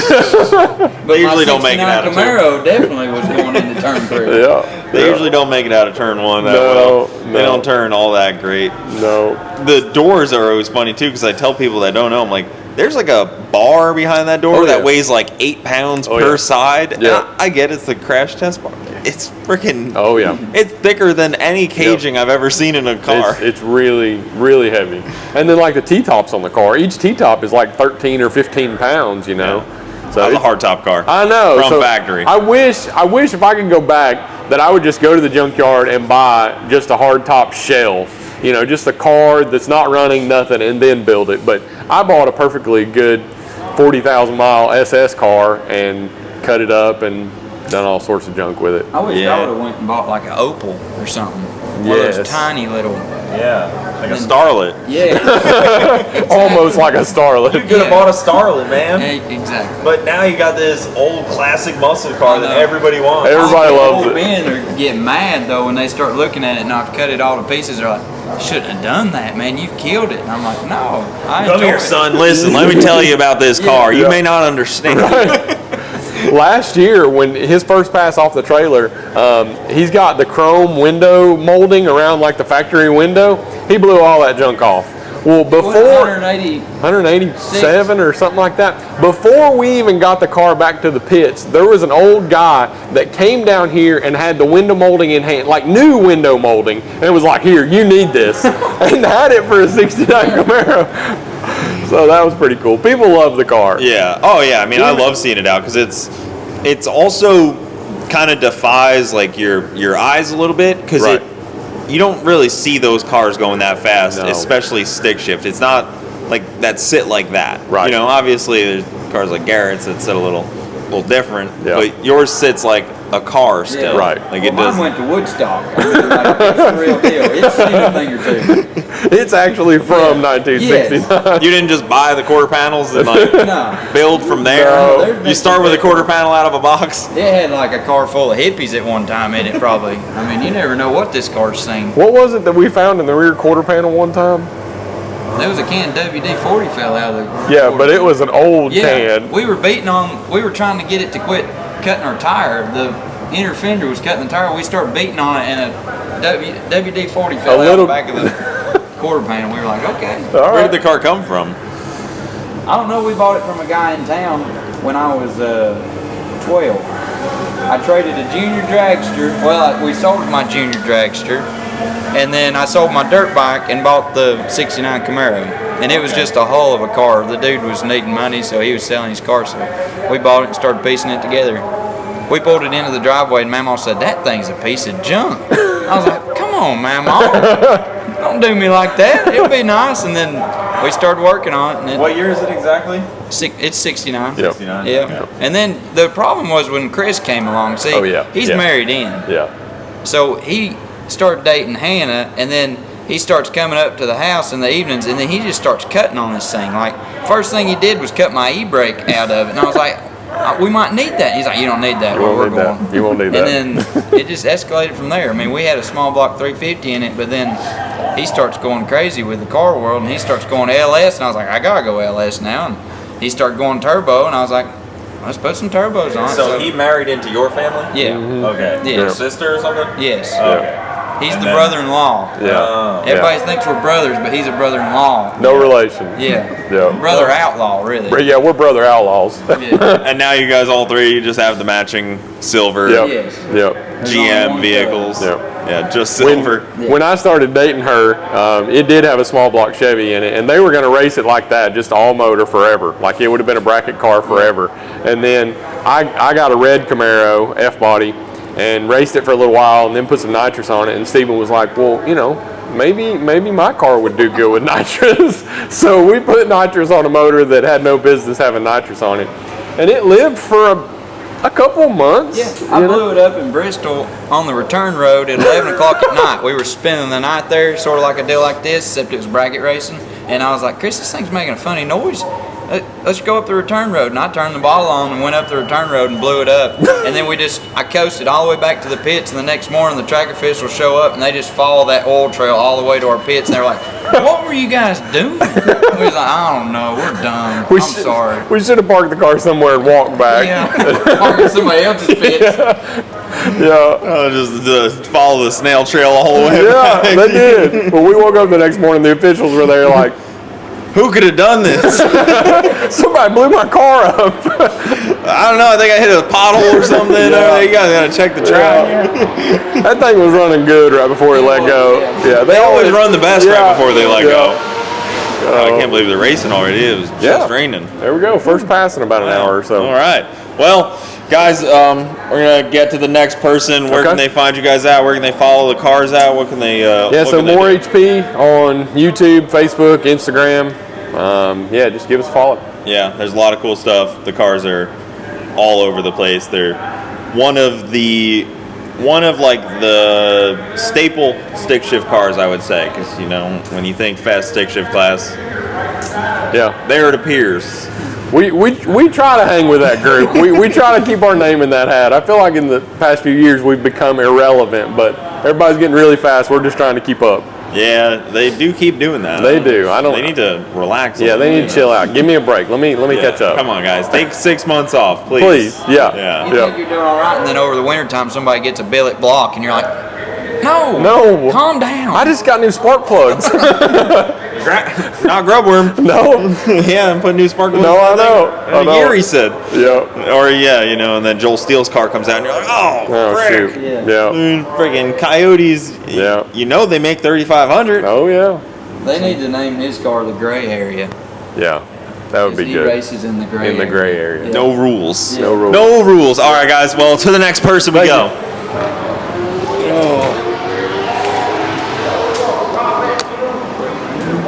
All right, guys. Next up is, my brain doesn't always work, John Rogers and David Varner. I knew that, but you know, you just gotta. It's still early. It is still early. I haven't had any coffee yet or anything, so. Part of the stick shift series. John Rogers been in stick shift probably longer than many of these people. He was SR for a long time, and I kind of just remembered that you were SR for a very long time, right? It wasn't KA. It was a few years. Yeah.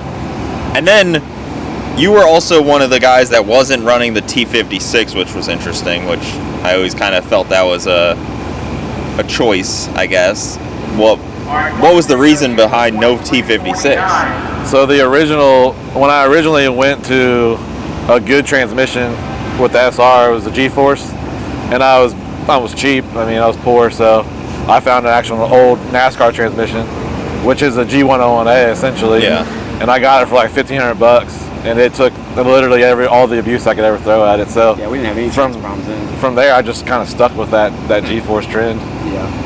Interesting. So for people that don't know, it's the Camo 240 solid axle deal. You guys build the solid axle kits at IDS. Import Drag Solutions, you build suspension, mostly shocks, but also all kinds of control arms and cool junk for imports. What is it? It's mostly 240s, but you're also in GTRs. You're in Supras. S2000, Civic. Gosh, I looked the other day and it was like we have all the R32, 33s, all the 240s, the Supra FRS, S2000, 300ZX, G35s, 350Z, all that stuff. MK3, Supra. Yeah, it's like it's evolved. What about RX-7s? RX-7. We do RX-7 rear. FD yeah. RX-7. FD, yeah, we haven't. We get calls about the FC stuff. We haven't done that yet. Yeah. So the FC stuff, I feel like people drag race a little more. They do. So They do. They're here for sure. Yeah, there's a lot of them here. So, But maybe that car is also one that people drag race a lot more, but they tend to be more like drop it off at the chassis shop and it gets cars, like yeah. cut in Yeah. half. Yeah. You're not definitely right there. not like a home built deal. It's an interesting one. So where are you sitting right now? You're sitting number 6 qualifier. 717 at 194. The little 2J, you know, when this all kind of was going on, I feel like the 2J had a better, like, I feel like it was in a really good spot, but now the horsepower numbers are getting real big. Real spicy. when you can match a good chassis with a lot of horsepower, I mean, you're going to go fast. I mean, that's all there is to it. We're definitely finding ourselves the last couple of years out horsepowered and Yeah. trying to figure out ways to get back up there and keep it reliable and consistent. It's a little bit of a struggle, but you know, we'll see how it goes. Yeah, I mean, we all three here have 2Js, so we can all speak on the out horsepower struggle a little bit is real. And yes, they can make the horsepower, but the amount of times they can do it start to deplete. They can definitely make the horsepower. I don't know if that's really our biggest issue. It is kind of right now, just because I think every time we try to lean on it, we always show signs of like, all right, maybe this may have an issue.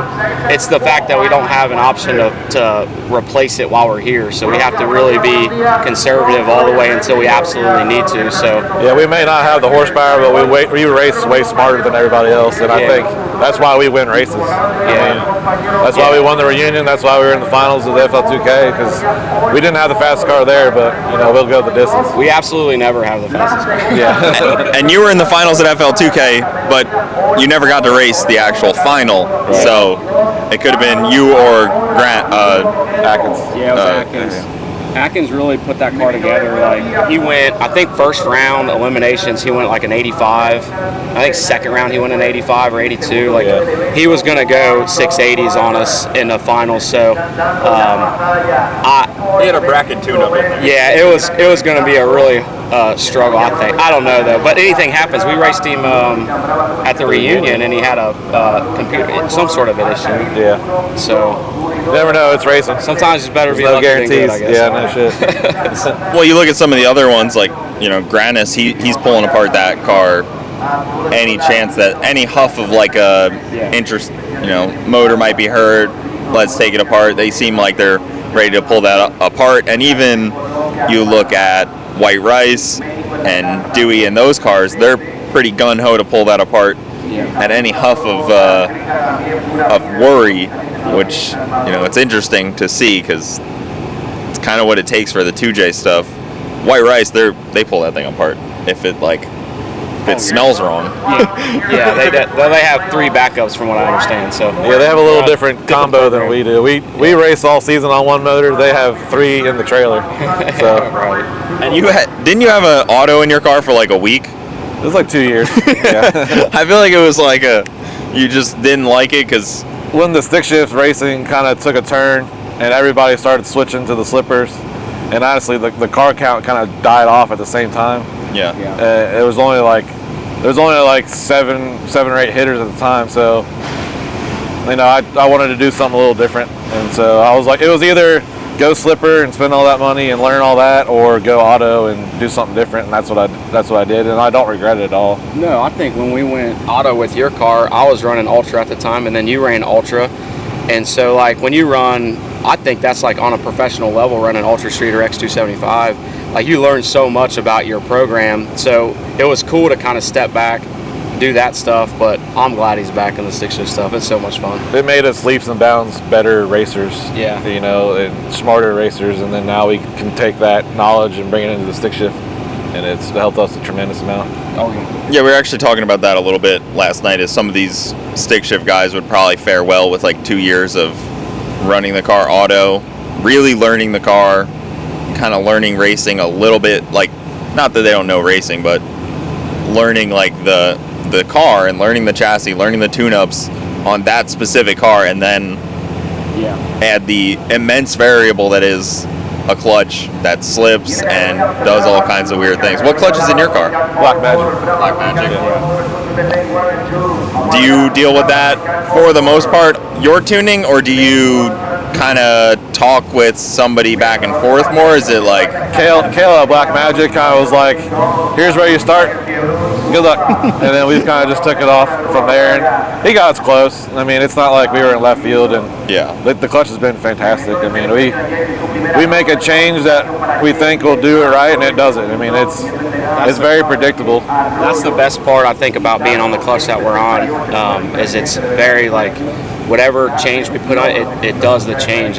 We're not really guessing at this point. Like if we know we need to bring the clutch in earlier, then it'll do that. So and I'm sure there's plenty of other clutches that will do the same thing, but this one seems to work the best for us. So it's predictable and it's repeatable. That's the word I was looking for. Yeah. The clutch I used to be on was not that. I mean, it was I had to chase it every time we made a hit, and it was awful. But I love what we're on now. It's crazy to see, like, on the qualifying sheet, people like Devin Schultz, 7-0, and he was at the top of the field for so long with that car, and it's insanely fast, but it's crazy how everybody finally caught up with him. What, like 5 years, he was just like untouchable in a H pattern? 100%. Yeah. Finally now. We had fun running him back in the day. We would run, was it COTS? We ran that Bangers Classic King of the COTS. Streets, yeah. That was so much fun in Chicago and stuff like that. Like he's always been a top contender, especially out here. Like everybody was kind of watching his next move, so it's cool. It's cool to see him back out. He hasn't raced much this year. Not really. Well, he's like in Washington or something. He has to come like fully across the country. Oh, is he? I thought he was farther than that. Oh yeah, Illinois. Yeah, it's crazy. The competition has really leveled up a little bit. Even to be a 7-0 and not be number one qualifier, and to see cars that have been 730s, still kind of in that. They've really set the bar unattainable. I mean, Nick's trucks, it's a fucking rocket, and the thing about taking the record back is not even something that's even on our radar. It's just we just come out here and try to win the race, and you don't think you got the horsepower to. What do you think? Perfect pass that car can put down? I think realistically we could probably go a 670 this weekend if we put it all together. Yeah. And we had it turned up all the way, and it was going to hold it, and all the stars aligned, and I think it'd probably go 670s. Yeah. How do you guys handle that track out there? Because I know some people, it's hit or miss for a lot of people. Some people say it's horrible. Some people are like, it's fine. We get right down. Well, I honestly, I go up early and I watch each round and see, like, they'll prep, and then I'll watch the first 3 or 4 pairs go down, and I'll watch how the track kind of changes and see where the groove goes. But really, you just, I don't know, I just go out there early. He's got people back at the car that help him kind of get him through the lanes and stuff like that. I usually stay on the starting line and just kind of pay attention to it. And I mean, I don't know, we've raced with a lot of, again, that's back to the radio racing when we went Ultra Street stuff. Like, we have a lot of people that's helped us kind of see what the track looks like and stuff like that. So, but we went out there Q1 and it's nothing like BMP. Like, it's, I mean, it's not as radio prep. Obviously we know that coming here, but I'm confident that Q1 was maybe the worst surface we'll see all weekend, so I'm pretty happy with what we're going to do Q2 and Q3. So That would be nice if Q1 was the worst surface all it weekend. just didn't feel good underneath my foot, so you know what I mean? Dave did like the twist test. Yeah. See how it feels. Yeah. Cheeseburger has a calculated thumb. I don't have the calculated thumb yet. I saw him doing that with his thumb. Pay attention to that guy. Yeah. Yeah, Smart dude. He's smart dude. I saw him using his thumb, but you know, what kind of changes you make? You'll make a change in the lane to the car, Oh, absolutely. not to the clutch, just to the tune-up or shocks. Tune-up. We can make small adjustments. We can't make really big adjustments, but In the lane. we have to kind of know close to what we need to be at when we go up there. Yeah. Usually we err on the safer side. You know. Yeah. I'll be honest, I'm pretty worried about our. What do you think? I don't know. Sorry, everyone, if you can't hear us over our announcer here, but I'm trying my best. It's all right. Race car track. Yeah. This is why, you guys come down to Florida 45 times a year. I know. I promise the next time we come, we'll do a legitimate podcast. He's like, hey, anybody want to do interviews at World Cup? And I hit him up, and I was like, man, I kind of feel bad because we've dodged him like 12 times. So It's not like we dodge them; we just get busy. And I know. You guys come down and last FL2K, we got ran off by a hurricane, so yeah, that kind of we're the ruined only ones that things. said that. You're right. Don't worry. We But bring the families down, and the wife would absolutely rather go to like a seafood restaurant than watch us do a podcast. So that I completely understand, and I, always understand of that, and I get it. Even we just did the no time deal. I was a little sad you weren't there. I know. I'll be there next. Won that one, right? Yeah, I have. Yeah. I love Troy's races. They're awesome. There's so much. They're so chill. They're cool. Yeah, I like it's a good one. You guys even up by you, what is it, Edgewater track? Yeah. That seems to have a lot of good stick shift racing, which is kind of weird to see. Like a smaller track actually have like a stick shift event. It's such a good facility, and Rob, the guy that owns it's awesome, and I think he just has a lot of support. So if you look at who's in our area putting on events for him or helping out, like Bill just did the Plates and 28s event. Yep. Probably one of the best turnouts that class has ever, that event venue has ever had. So really cool to see. So I do want to build a car for that sick day and sick week stuff. That'd be fun. Me and the boy do it. Just put a radiator in your 240. It just takes a radiator, right? It has a radiator in it now, but I don't want to drive that. Has a radiator in it. It exists. Yeah, it exists. I mean, it might only have a gallon or something, but it's there for sure. That's like when they say you need an alternator and James is in the passenger seat type of deal. It's like it has to have one. There's a lot of gray areas. Yeah. I mean, it's all how you interpret the rules. You 240 guys tend to be some of the worst on the interpretations, though. Yeah, not right now. We're the most. We have an eighth chassis car, and all these people have 15, 16th chassis cars. So. Yeah. Well, you guys are racing something that doesn't have rules, right? So there's nothing to even interpret to be right or wrong. You just show up with a full carbon underbelly, aftermarket firewall, cheatered up everything. Double frame rail. Yeah, double frame rail. But it's allowed, right? Technically?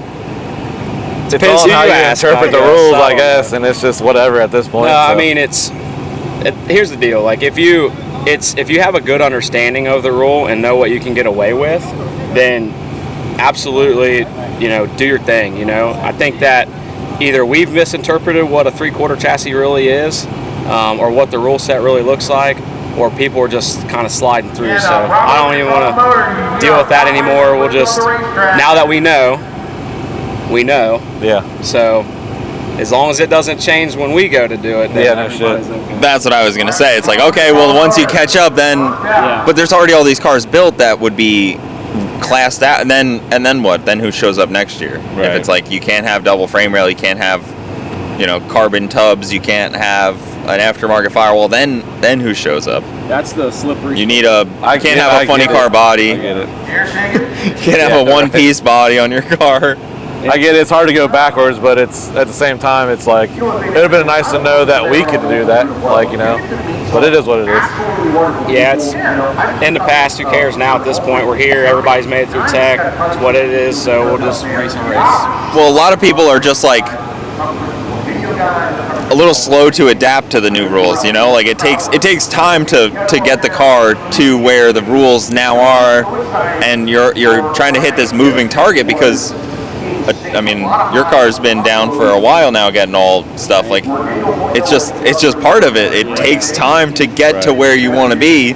So, what you do now doesn't mean that what you do in it when it's done in a year or 8 months is gonna fit, because it's a quickly evolving thing.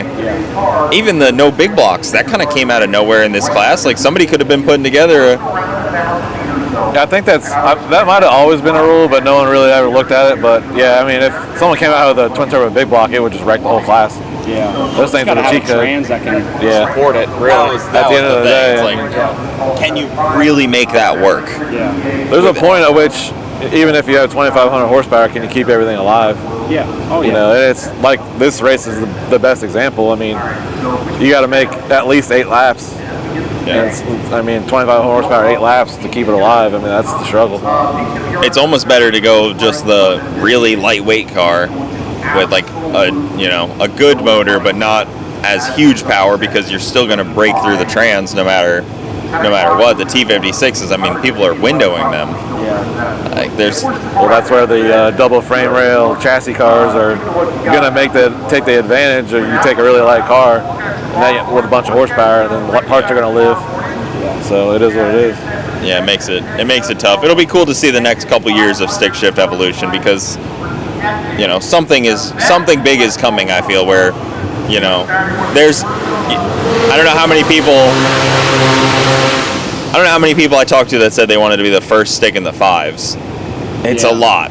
There's quite a few of them. It's a really tall order. When you look at if you like take the whole stick shift thing away from it, and you look at the incrementals that you have to do to go 5s, like you're gonna have to go 3s to the 8th. And so I mean, yeah, like I think we're pretty far off. What has Cole-Mann been? If you look at the package that Cole-Mann put together when he went, That's moving. that 49. If you look at the incremental package, like I just don't see where you're gonna pick up a crazy amount of numbers. Yeah, I don't think it's completely impossible. I'm not saying that, but I just think that it'd be tough to compete and race an event like this at that kind of level. But Dropping a half a second off of a 650 car is insane. I mean, it'll take another 1,500 horsepower. yeah, I don't think any car as they sit right now are very close. I think maybe they have the car, but there's a lot more progressive changes that need to happen. But even like Joel Steele, a Coyote can do it. Yep. That turbo can do it. But there's a lot that needs to come together. Like Sean Madden, that turbo probably can do it. And the motor is billet LS block, probably can do it, but I don't know. it's a lot. My opinion on it, I think that stick shift racing was always about the driver, and I think that we're slowly taking the driver away from it. People might not agree with that, but I think that that's what it is. And I think that if they want to keep this class kind of going, the spirit of it, they're going to have to figure out a way to kind of tighten everybody up a little bit. And we're way off the pack, so I don't want to slow everybody down. I don't want anybody to get the wrong idea, but I think that they're going to have to do something to keep it to where not the average Joe can compete, but I think that there's more than 5 cars that can compete if they want this thing to keep going for years. I think that's just what it is. So I would just hate for it to ruin the car count again, because it kind of happened, a few years back, and I just don't want that to happen again, to where you get a couple people that have built these out of control cars that are just unattainably hard to catch, and then everybody else just gives up, and Yeah. Well, I would say a similar thing happened recently in our street car class, where, you know, once you're talking a few cars going 200, you're talking 6-second cars. It becomes like, for the street car guy, you know, most 9 out of 10 street car guys aren't doing that, so they're gonna have to do something. I mean, LaSalle made it look. I mean, I'm sure you're talking about him, but you can't give that guy enough credit. Like, he did what he was supposed to do, and that car is ridiculous. You can't knock him for it, but at the same time, everybody else watched it happen. They're like, oh well, guess I'm gonna go home now. And you can't rule those cars out because they don't run big turbos. They're not too crazy. They are true street cars. Well, that's why Victor did Extreme 28s. Like, he's seen what was happening with the street car stuff. He's like, I want to invest time into Extreme 28s and make all those cars that don't really have a place to go to Extreme 28s. And he fixed it. Take that same thing with stick shift right now. Okay, so you do an Outlaw stick shift race where it's kind of like whatever chassis, maybe stock firewall, stock location suspension, whatever, but unlimited power. Like, you may have 3 cars that compete in that. And then if you slow everybody down, I'd love to see a diaphragm class. Like, let's go back to regular clutches. And I think that would be the street side of a stick shift class would be the diaphragm rule. I think would be cool. That'd be sweet to do that. Yeah, once you put a diaphragm in, and then because there's slipper valves, but you guys probably know they're not an adjustable clutch. Yeah, it's like just kind of. It keeps you from breaking everything in the driveline. Like, softens it probably a little bit, but I don't think it does. It's not even close to what these clutches do. Yeah, it's like a Band-Aid. Who's the fastest? Somebody's been pretty fast on a diaphragm, though. There's records in that. 750s on the. Well, I know. I'm pretty sure Devin's still on a diaphragm. Yeah, maybe. What a bad man. Yeah, he's probably fast. That's a bad man. Those all-wheel drives can't really do adjustables. There's just not enough room to fit to house that clutch. But that's true. Yeah, those tiny little front-wheel drive and all-wheel drive deals. Right. I need to find that rotary guy and really find out what he's got going on. That was wild last night. He went number 1, like 683 or something like that. Those guys kind of came out of nowhere. Yeah, it was cool. 1.3 liter. It was wild to see. Of course he's from Orlando. Right. Like, where else would you be from if you have a... You're not from Kentucky with a rotary, so It's kind of little Puerto Rico right in Orlando. Right. Yeah. Well, good deal, guys. We're going to end this off. I'm going to go to the next person. IDS is where they find you guys all at. For the most part, you guys kind of don't really do your own social media as much as it's kind of just Not a ton, yeah. all based on IDS. Yep. Import drag solutions. I mean, me and Alpha were just talking about it. I don't think there's a better bang for your buck on suspension than what you guys offer. Yep. Like, you can get like 99% perfect, I feel like, with your stuff for probably 50% of the cost of some of the big dog stuff. We have the working class suspension. Yeah. And I hate to, like, make it sound disparaging in any way, but that was our target, you know.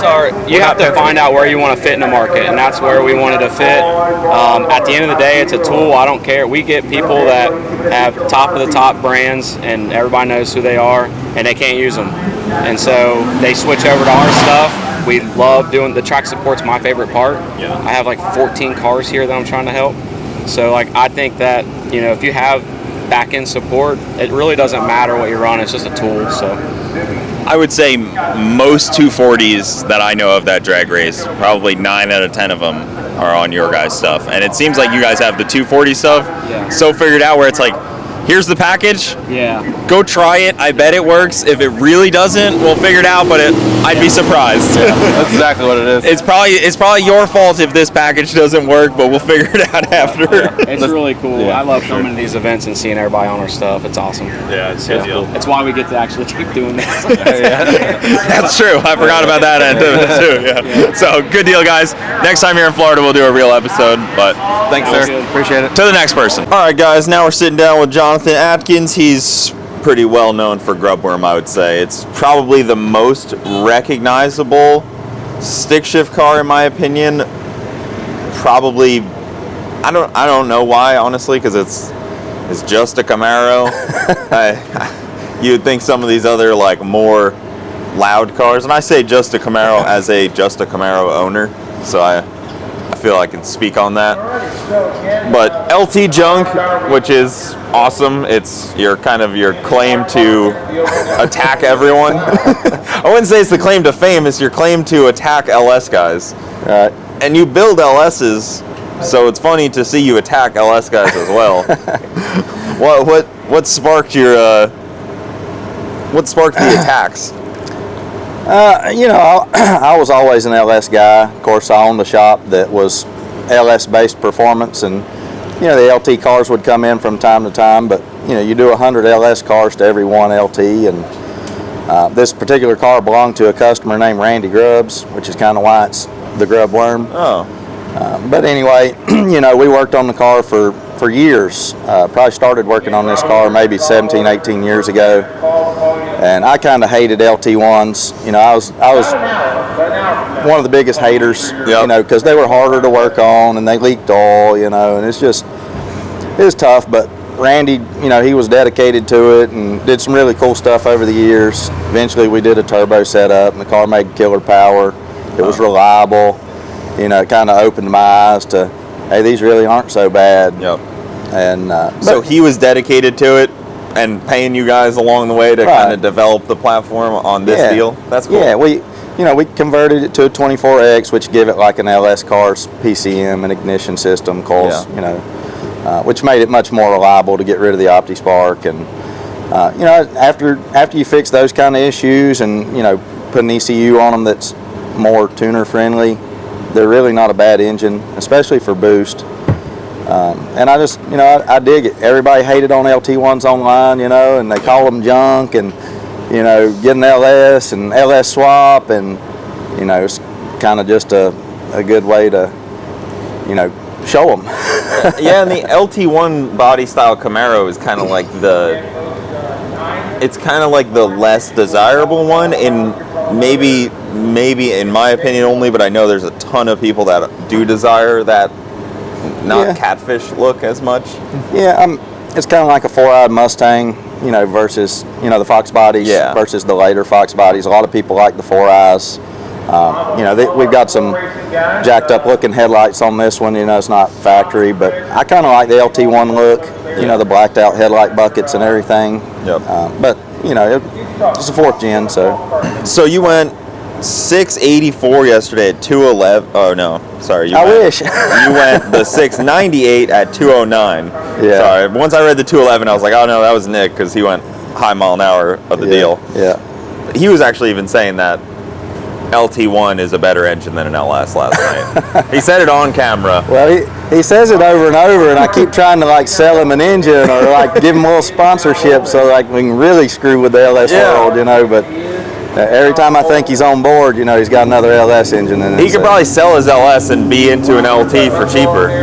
Yeah, I was ready to give him my backup LT, and just let's put it in there. If you're willing to make headers, I got the engine, but it's just so much work, work wise, to swap it. So I get it, but. So to touch on the LT1 a little bit, I know it's just kind of a small block Chevy at this point, but what makes it superior? Is it the head clamping? I think so. I mean, there's a small block Chevy could be so much better than what we even have in terms of cylinder heads, port layout, port flow. But like you said, cylinder head clamping, it's 5-bolt per cylinder design, and the head fasteners are just really close to the bore. Yeah. So if you do a hoop or an O-ring, copper gasket, the bolt pattern is just right next to the hoop. So the chances you're going to lift a head enough to push compression is very unlikely compared to an LS or a small block Ford or whatever, because they have 4 per cylinder primarily. You get in the aftermarket blocks and you got extras, but when you've only put 4 around the bore, you can also think about if you measured the distance between each fastener to make 4 fit symmetrically on 8 cylinders, they're much further apart. Yeah. Whereas if you squoze them all down, you couldn't have a 4-bolt per cylinder pattern because it just wouldn't fit as the bore space carries down the line. Yeah, that's always seemed like one of my frustration points on the LS is even if you get the badass 6-bolt headed block, they're still going to kick the gasket out of them when you try to lean on it. Yeah, I mean, the LS cylinder head, as far as like the layout, being a symmetrical port, the size of the ports, and just everything about it is better. But then you get to the, the main thing is just like keeping it together. Yeah. And with the small block, like we're, an LS car making the same power would probably do it with 15 or 20 less pounds of boost, but it has more trouble staying together. We run 60 pounds of boost compared to like an LS guy running 40 to make the same power. And that's a lot on a V8. Like, I know boost numbers are relative to, a lot of things, but 60 on a V8 is big. Yeah. The LT1, we had it as high as 70 in like some 8th mile stuff, local shootouts when we're competing against cars that really we have no business racing against, not stick shift racing. Yeah. So it's seen 70 and lived to tell about it many times. The boat, it's a bow tie block, so it's small block Gen 1 now. Still small cubes, but the most boost we've had on it to this point is about 55, 56. So. What's your best 8th mile on that? When we set that record at FL2K a couple of years ago, it went a 431 at like 170, 169. Yeah, it's crazy because some guys can't really get after it that well in the short track with the stick shift. They just rely on the horsepower out back, and they're just like, all right, we're just gonna. They don't let the chassis. Your chassis always kind of done a lot of the work, a lot of the heavy lifting, I would say. Yeah. And a lot of people kind of think backwards on it, or they can't figure out to get their car to actually get down the track. And that's one thing I've always looked at this F-body as an F-body owner, like, I need to get mine to do that. At like 1,200 feet, your car's separating more. Like, it's actually driving the nose farther into the ground. Yeah. I'm out of power by like 200 feet. Yeah. Well, that's good and bad. And I think a lot of that is something we're actually trying to calm down a little bit or prevent a little bit, because when you get down track, fourth gear, it probably has a lot to do with aero, and the car is such a wedge going down the track, is once it gets to speed, the front suspension is actually almost 1.5 inches below ride height. So it's like the back is just fully extended, which essentially makes it like it has no rear suspension. So every little bump in the track upsets it. We really want the car to like get out in third, fourth gear and then kind of lay down. But the torque arm by design, the more it separates in the back, it's like the more it wants to separate, because your instant center point just keeps climbing. Yeah. And it's not like a Fox body, unequal link four link. As it separates, that point's moving out in front of the car, so it kind of gets to a point where it just relaxes, and then aero kind of push it down. Yeah, the bars never really like get that same kind of. Yeah, because they're different lengths. That point's moving out in space, but with the torque arm, your instant center is always at that point where your torque arm would be attached to the chassis, like that vertical line. And then your bar angle, as it separates, it's doing this. So that point is just getting higher. It's just trying to drive the tire into the track more and more and more. But once you get to the limit, then it's kind of like it's just unloaded and unsettled. How much do you think of pinion angle on this deal? Everybody has a different idea what pinion angle even is. Yeah, of course. I mean, when I was measuring it, I was like, I measured like 6 different spots. I was like, what is the pinion angle? But my opinion on pinion angle is you would go off of like your balancer, so the angle of the engine, and then you would set the pinion angle maybe to negative of that. Yeah. And when you got a small tire car that sits really low, and these things, drive shaft, the size of the tire would determine if the drive shaft's even running down to the tranny or up. Yeah. So there's a lot to think about, but based off of the comparison of the engine's angle itself, -2, but also you got to think about the suspension's moving 7 inches on this thing. So I kind of it's almost like you just eyeball it, put the car on the lift and monitor the pinion angle through the entire range of suspension. Yeah. And then you kind of just take the best average. So it might be 3 or 4 negative at ride height, but it's going to come back to, in line at full separation. Yeah, it makes sense because, I mean, your car's completely different suspension down track than it is on the starting line. Yeah, I want it to be lined up where it's actually at under power. Yeah, because you're only driving it on the starting line for a split second, and then you're already kind of gone. Yep. Yeah, we were talking a bunch with Nick last night about topped out suspension, and I feel a lot of people fall into that trap here at this race more than other races. Yeah. And it gets extra scary when there's like a little bump or something, and you see the car start to dart. Yeah. That's when you can usually tell the suspension's at its limit, is when I get mean, a little darty. if the track's a little bumpy, you definitely know it, and it's kind of crazy. You can. It seems like you're at your limit, with power, because it's spinning in fourth gear. Yeah. When you're 200 mile per hour and your drive shaft speed on the data log is just a sawtooth blade. But then you can come back in and add power, and it'll still make gains, and the graph looks the same. It's really weird. Do you use anything for traction control, or do you just? It's got a cheaper version of Davis traction control. It's like the self-learn. It's just doing its thing all the time. And yeah, you can unlock it in like the Holley on that deal, or? Well, the Davis is the TC2, so it's made specifically for Holley.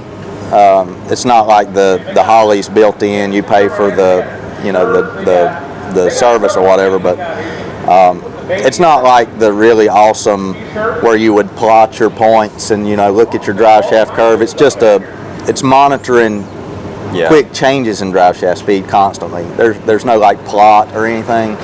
So I'm not gonna say it's not very good, but like it will help us if we make a shift, and we used to occasionally spin on the shift really bad, like the 1-2. Actually in Florida, when we set the record, we raced Garrett in the mullet, and we got by him because he red lit. And then we had to race Prospero, and we kind of jumped out on him. We thought we were going to win this 4-car shootout, and then we knocked the tires off on the 1-2 shift. So we got the Davis on it now, and it'll usually save it if that happens.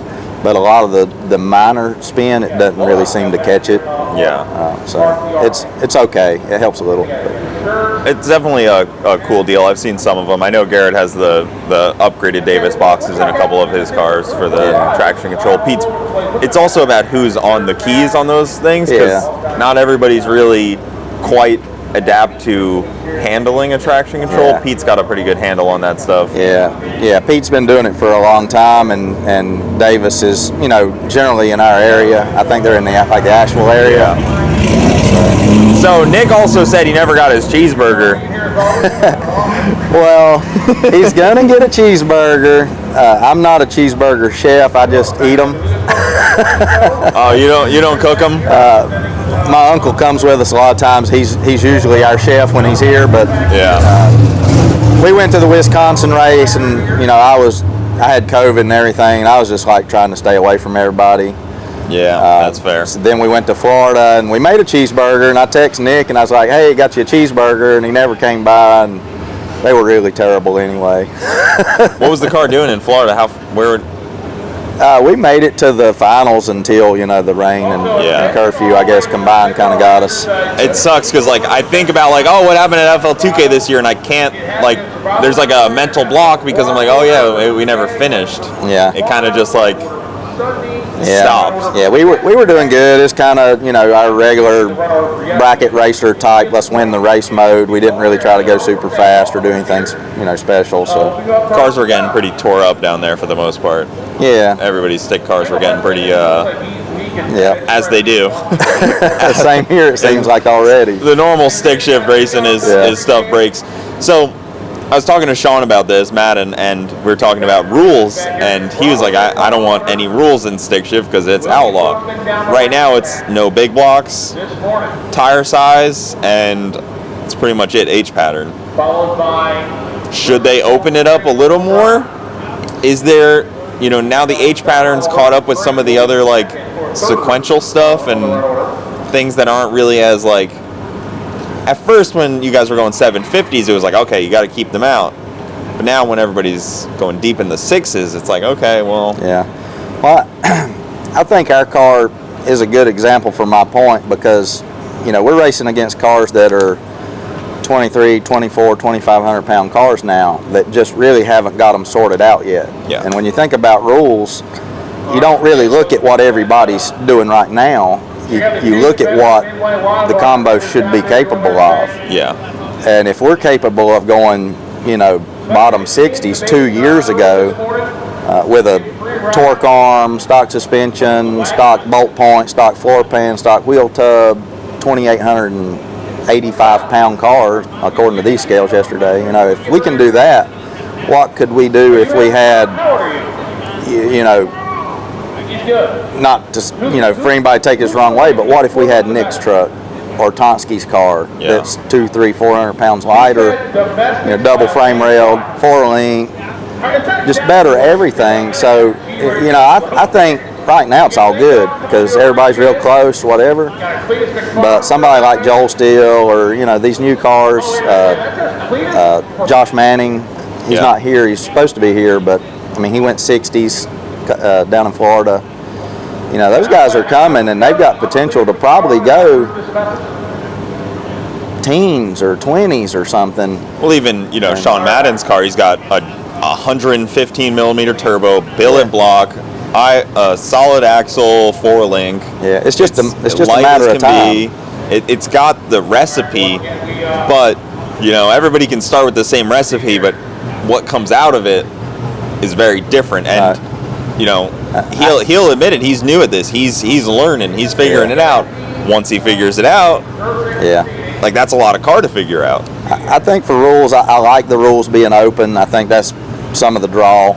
If you get so many rules, it kind of guys aren't going to change their turbo or they're not going to change specific things about their combo just to fit rules maybe, especially if it has the potential to slow them down. But I think, right now, whatever, it's fine. But at some point, I think they're probably going to have to do like a weight rule at the very least, just to kind of keep things in check.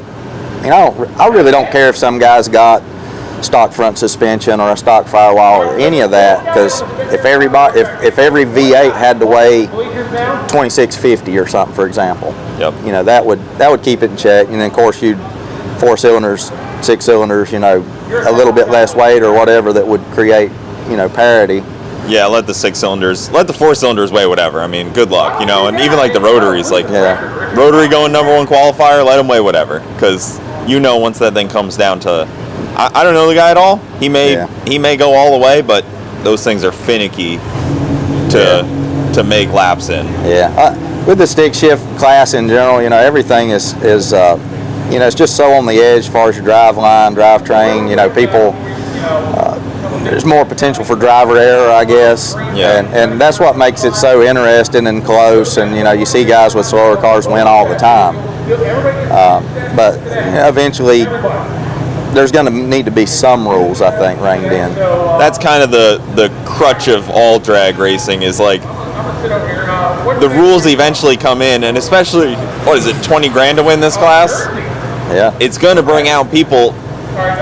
People are going to start to think about putting a T56 in their car that have a well dialed in program, I got this car that works pretty great, somebody like Brett LaSalle is there's 20 grand to win, I don't know. Yeah, Brett literally came up to us maybe at the reunion, or it might have been last year.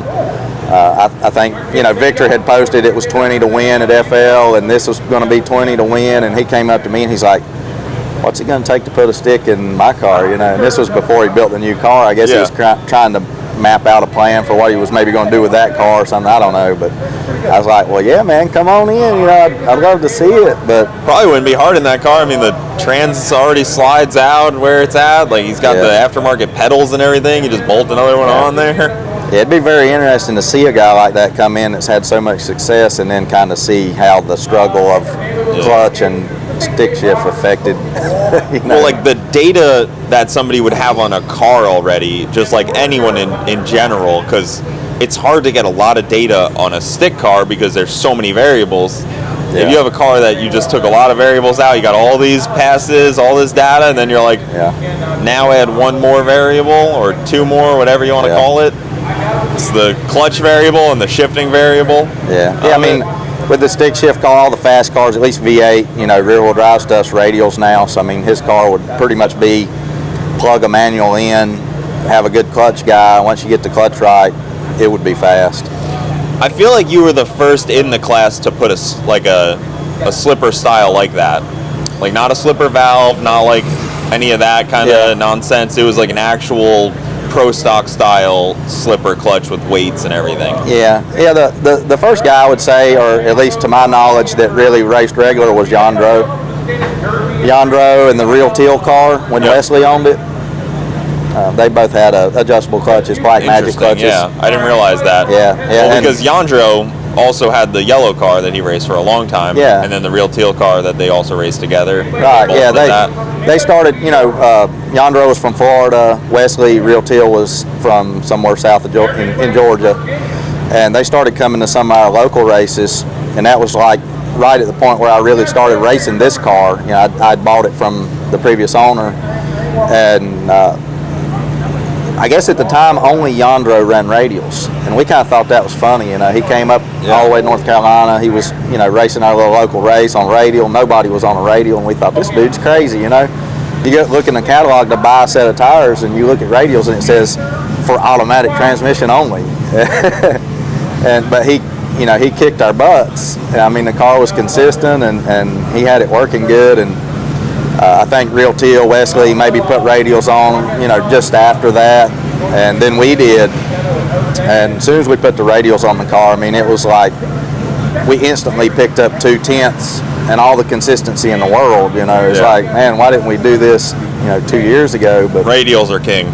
Radials are the freaking best. I mean, you can't go wrong with a radial. And now it's like, now it's stepping up to the 315s. It's like everybody's starting to try to squeeze 315s on the cars all of a sudden. Yeah. And that seems like a fairly new thing. Also, it used to just be like maybe LDR would run it. Now everybody's kind of starting to creep into that. Yeah. It's cool.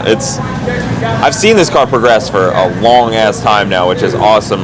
That was why when I was planning to do this stick shift stuff, I was like, how exciting, because I watched every single one of these cars progress for so long, and this one seems to have kind of led the field on progression, but everybody figures it out in their own way almost. It's not like you're sharing all of your knowledge with all these guys so they catch up. Everybody has to find their own way through. Yeah. Well, I think the stick shift community in general, you know, everybody is friends. You know, we do share a lot of information, and you know, other racers have helped me, and I've helped other racers. You know, we look at each other's data logs and you know, consult and kind of, hey, maybe try this or that, and it's a little different. I feel like, I mean, I don't keep too many secrets. If somebody asks me something, you know, I'm going to tell you or help you if I can. So. Yeah. It's cool, man. It's a cool class. Well, we're gonna end this off here. We're gonna go to the next person. Where can they find you at? What can they get an engine built by you? What are you up to these days? Yeah, I used to own Tick Performance. I sold it about a year and a half ago. Still run Tick transmissions, all that good stuff. Yep. But I do engines. It's JA Competition. So you go to jacompetition.com. Don't really have a lot of like pre-built crate motor type stuff. So, you know, just email me. Jonathan at jacompetition.com. JA Competition. Or I'm on Facebook, Grubworm Racing. Yeah. JA Competition's got a page as well. So perfect, guys. Go find him. Get your small block Chevy, your LT1 or your LS built by him, and that'll do it. We'll go to the next guy. Awesome. All right, guys. Now we're sitting down with Thomas West, and he owns Renegade Racing. Renegade, is it truck repair? Is it? Yep. So we got a bunch of different companies that kind of run under You seem Renegade. all over the place. Yeah, man. But you know, I was given the nickname Renegade when I was a kid, and it's on my knuckles. It kind of just stuck with me. And then as we started I made my transition into owning businesses and stuff like that. I just named everything Renegade. You just captured the Renegade. So you got the stick shift S2000 here, which is one of the few cars that fit into the new crossover rules that you may or may not be responsible for forcing the implementation into the stick shift world. So Jason Miller finally let a few cars in, and you fit the class perfectly, like the spirit of the class, I would say. Right. So there's no like, it's not like you got some pro mod that kind of squeezed in. You know, you fit the spirit. How fast has the car been? As of right now, we went 758 at 190 on stock suspension, and now we've changed everything, and we 60-footed faster. We've been to the 8th faster, so we haven't ran it all the way out yet, but we're getting ready to do that this weekend, and we're hoping to put this thing in the 6s. That would, I mean, I know you said you're hoping to, but you kind of have to also. I know, especially at this race, for real. Yeah, it's not really like a maybe, oh, that'd be nice to do. It's like oh, I kind of have to do this at this point. Yeah, it's time to go fast. Yeah, absolutely. You're here. It's time to do it. But the car obviously has a lot of help from, you know, people like Atkins and Tick and all the normal stick shift culprits, I guess you could say. Correct. I've been blessed to have a lot of good people that I'm friends with in this industry. One of them, yes, Jonathan Atkins. You know, a lot of people joke at the track that he's my dad, and we call each other dad and son. But he's kind of spearheaded me into stick shift racing and teaching me the do's and don'ts. He also tunes the car. The engine that's in the car was built by Jonathan. Matter of fact, he stuck it in there. It was at his house for a couple months, and he did a whole bunch of design and stuff to the car.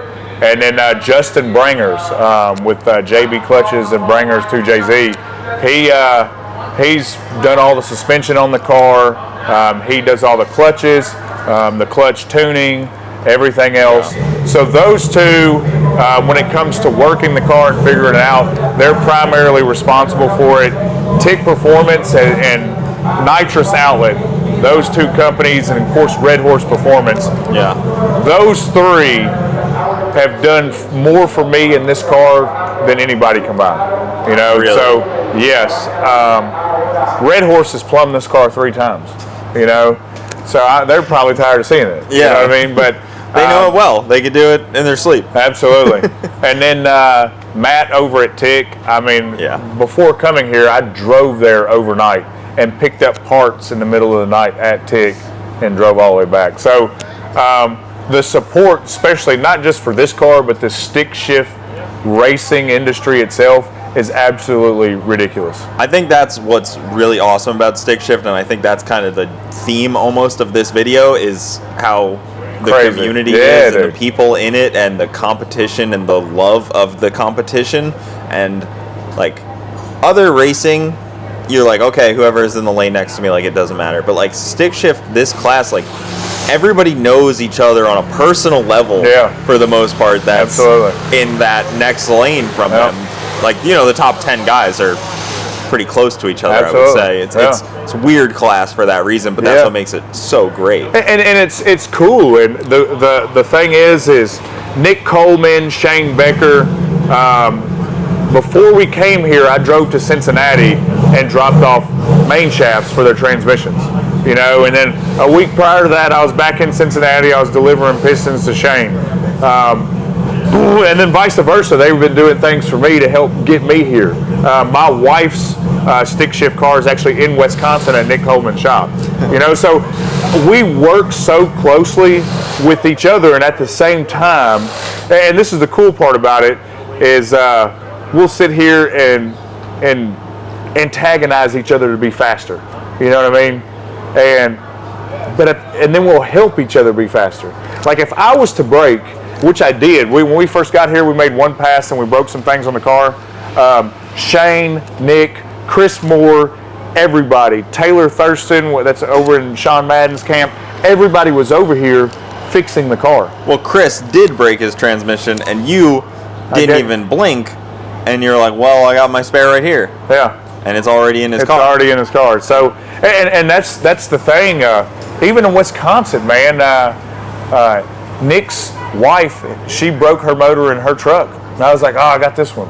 You know what I mean? Just because we wanted her to go out there and annihilate in her class. You know, so it's such a great community, and we all, I can't, and like you said, we're so close, we know, everybody knows everybody, and there's not a lot of us in this outlaw class. Yep. You know, so if he's broke, I ain't got nobody to race. And we look at it a lot just like that.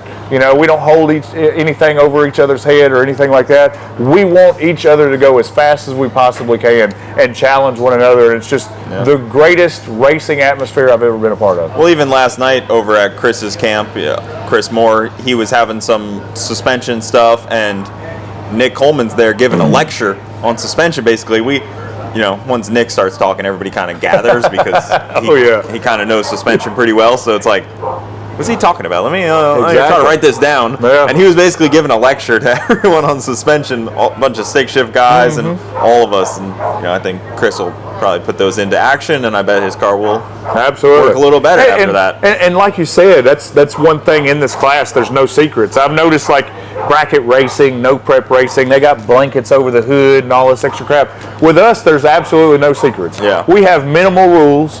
Go fast, have a 28-inch tire. We don't care. And we literally help each other do this. And we all know we're kind of governed to the speed of what our transmission's going to hold. There's no beautiful transmission out there that's going to hold 5,000 wheel horsepower right now. Yeah, it doesn't matter how much money you have. No. You're not, like, you can have the most amount of money in the class and you're not getting a better transmission than the guy next to you. Exactly. You're really not. And that's kind of where we're at with this. And then, of course, with stick shift racing, it's anybody's race. You could have the slowest car. Talk about Miles Kerr in, 2 years ago at Texas 2K? He had the slowest car in the class and won. Yep. Won the race. And it's like I said, all of us, we're going out there with everything that we got, blazing glory, and we're breaking transmissions and everything else. This is a really hard sport to be in, So it doesn't matter what you got. Like you said, you could be the richest guy on the planet. Yeah, there's an equalizer. There's an equalizer between the motor and between the rear end. Absolutely. A great one. And then also, a ton of driver, which, I was talking to IDS, and David's kind of like, they're taking the driver a lot more and more out of it, which is the natural progression. Right. But, he's not wrong. Like, once it's dog engagement, once you have slipper clutches, you definitely start to take driver error out of it from what it used to be with a diaphragm clutch and synchros. Like, that was tough. That was grueling. Yeah.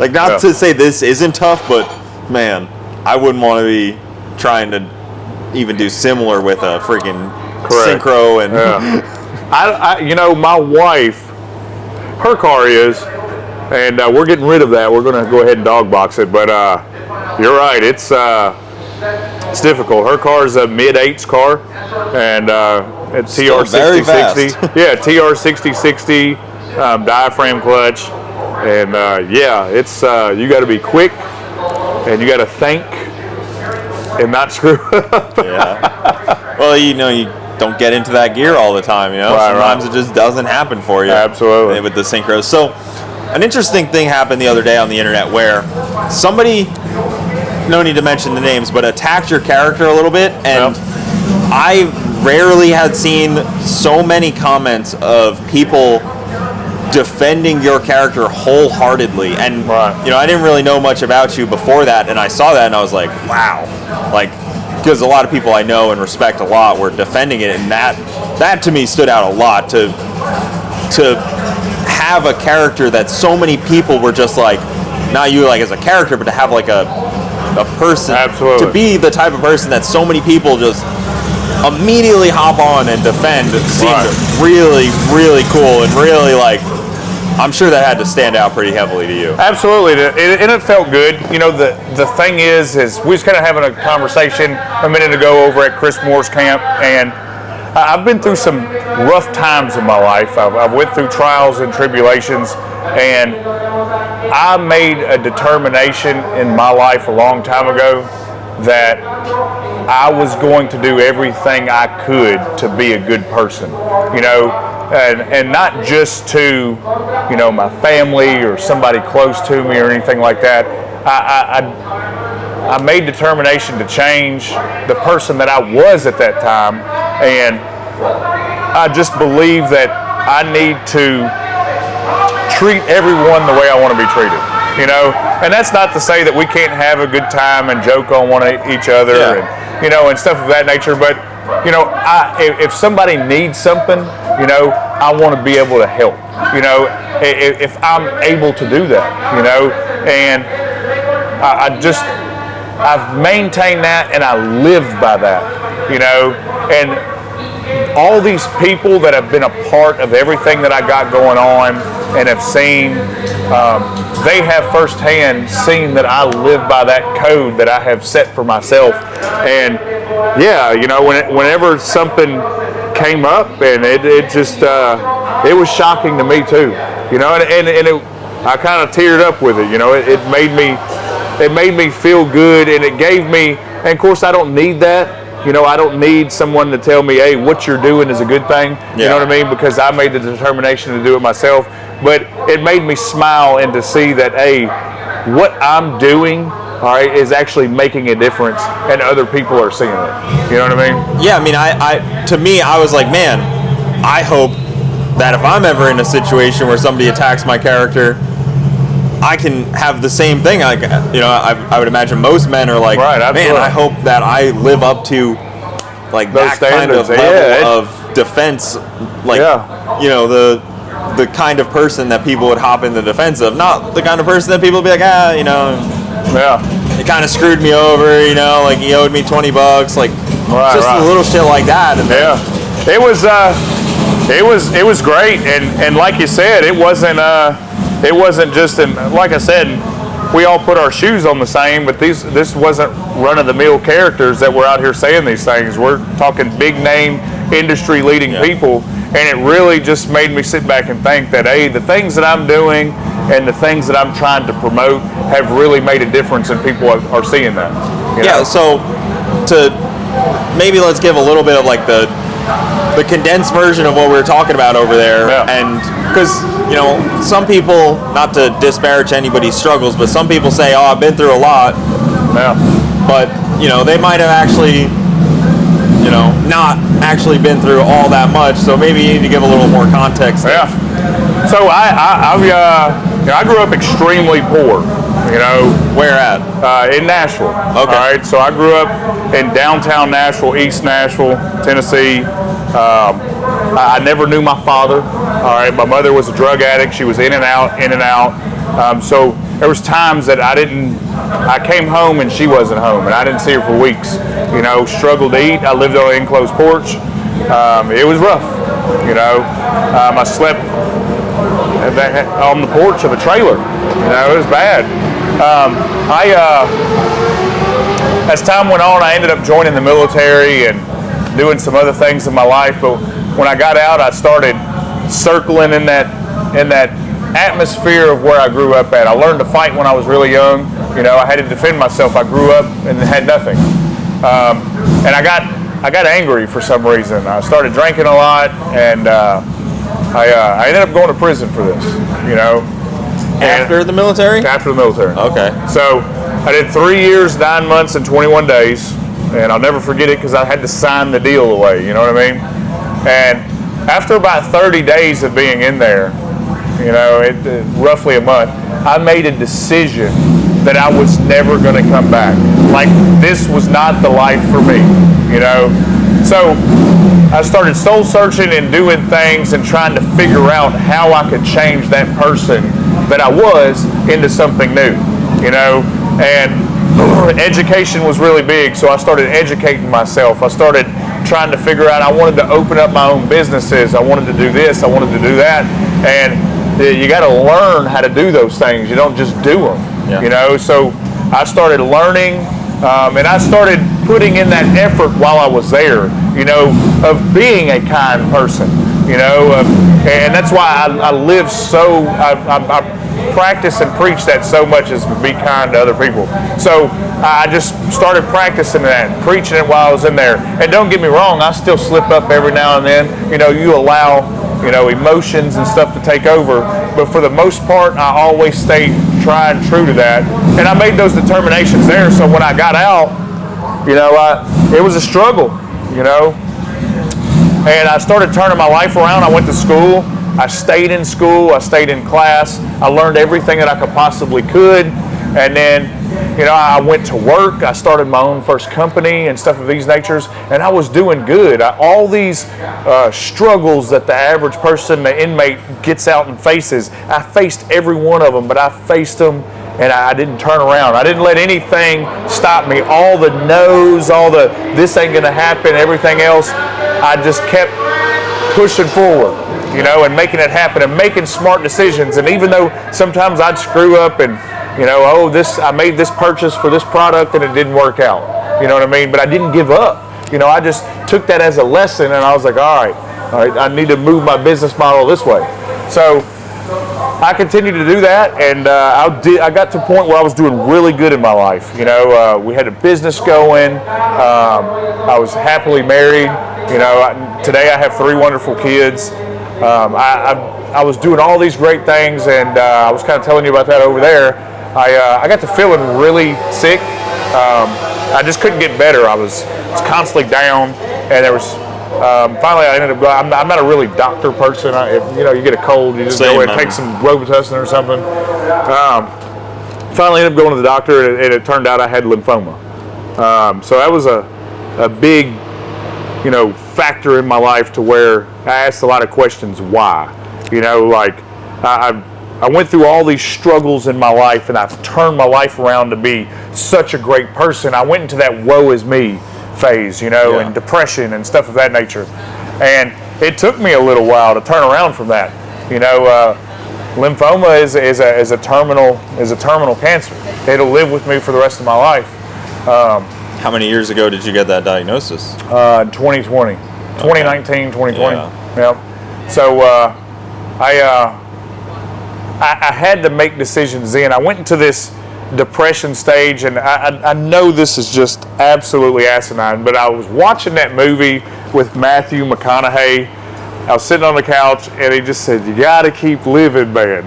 And that resonated with me. And I went to sleep that night, and I talked to my wife the next day. I guess I had an epiphany, and I was like, "Well, we got to start living," and I got to start doing the things that I've always wanted to do. And a lot of them were just dumb things that I really didn't need to do. I wanted a Lamborghini, so I sold a house and bought a Lamborghini, and I hated the car. But my true passion was racing. I liked going fast. So then I got rid of that, and then I got the S2000 and started building it and doing other different things.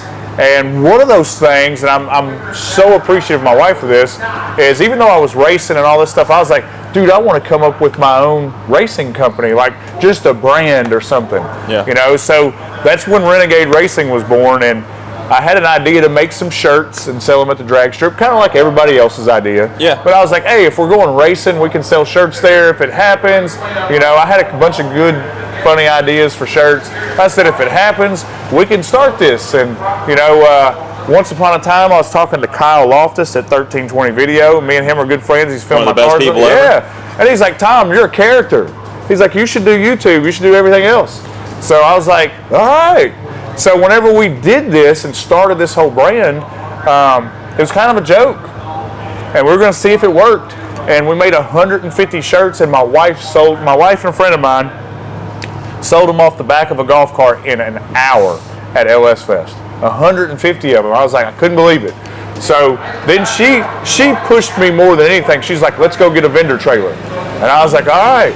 So we went and got a vendor trailer, and then we started making all kinds of shirts. She had ideas, I had ideas, and then so that kind of took off. That was happening. We started the YouTube page. We started social media, Facebook, and all that stuff, and that was kind of taking off.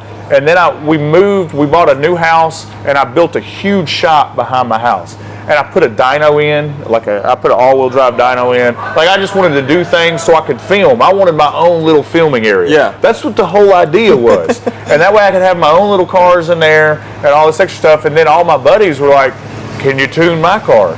Can you do this? Can you do that? Well, I'm operating another business, and it's hard for me to stay there. So I hired a friend of mine. He started working on the cars during the day. I'd tune at night. And then that kind of just skyrocketed to the point that there's 5 full-time employees there. And I'm like, I got to do something else. I got to get this stuff away from my house. Yeah. So now we built a 12,000 square foot facility. all these people that I've been doing business with, Nitrous Outlet, Tick Performance, Red Horse, everybody's jumped in to help. We have the largest display room for a speed shop in the state of Tennessee. There's probably $250,000 worth of product in our display area. Where's the shop at? Clarksville, Tennessee. Clarksville, okay. Now, we have the biggest concept that I wanted to bring back that I miss is the old school speed shop. So where you could go in, I have people call me all the time. They're like, "Hey man, do you have this size push rod?" And I'm like, "No, it's got to be ordered as everything." Yeah. You know, so I'm like, "Dude, let's stock that. All right, let's stock everything." So I've gotten with Matt over at Tick. I mean, we've got every push rod coming, every size, valve spring retainers, on-the-shelf cam kits, intercoolers, whatever you could possibly think of. I've teamed up with Renegade Race Fuels. We have all the fuel in stock, on hand, ready to go. Red Horse has gave us every plumbing fitting known to man. We've got it on the shelves. Nitrous Outlet has plumb manifolds in there, everything that you can think of. We have turbos from different turbo manufacturers.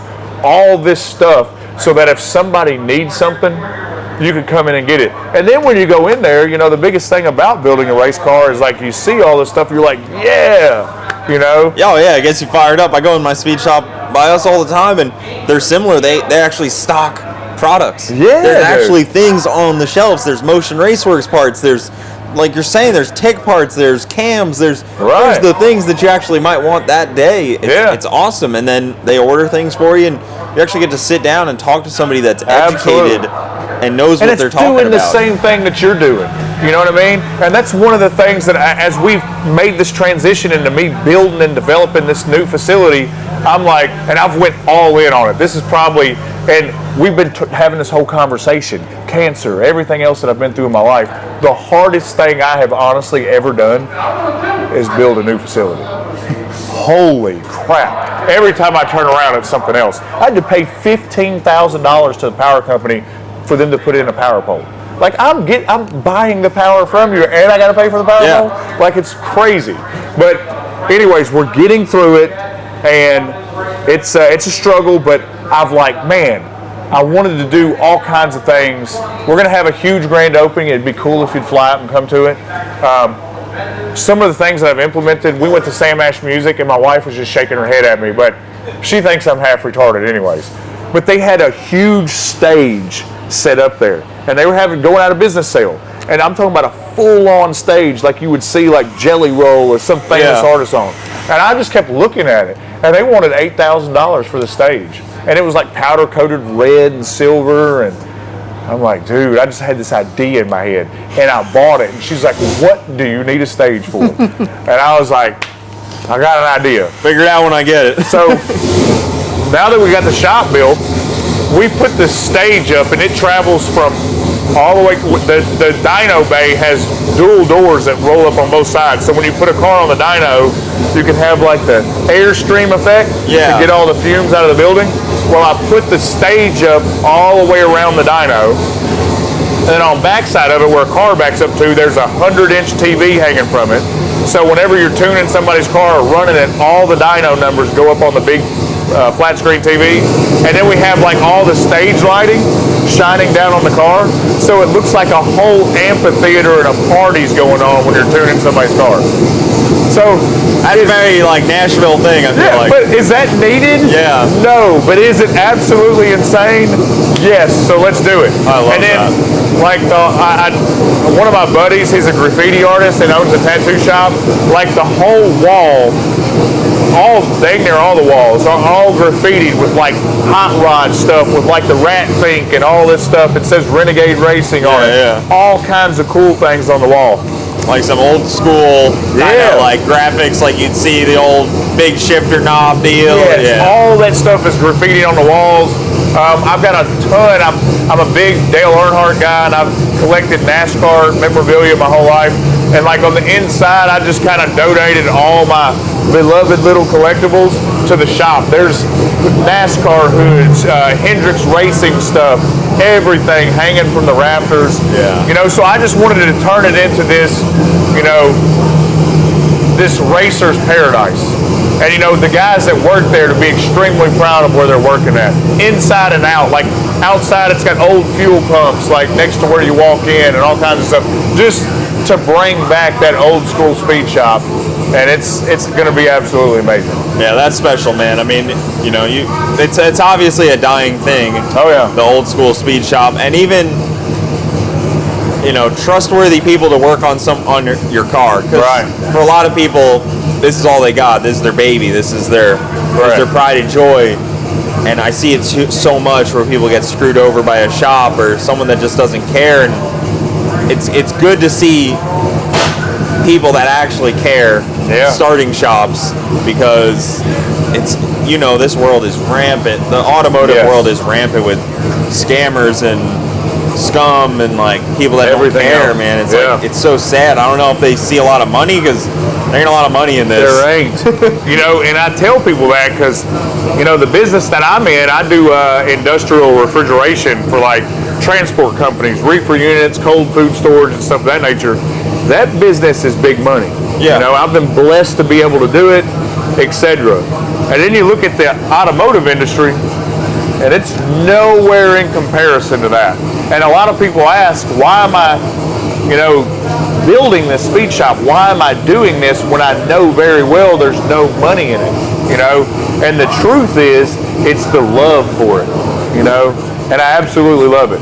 If we can break even at the end of the month, I'm happy.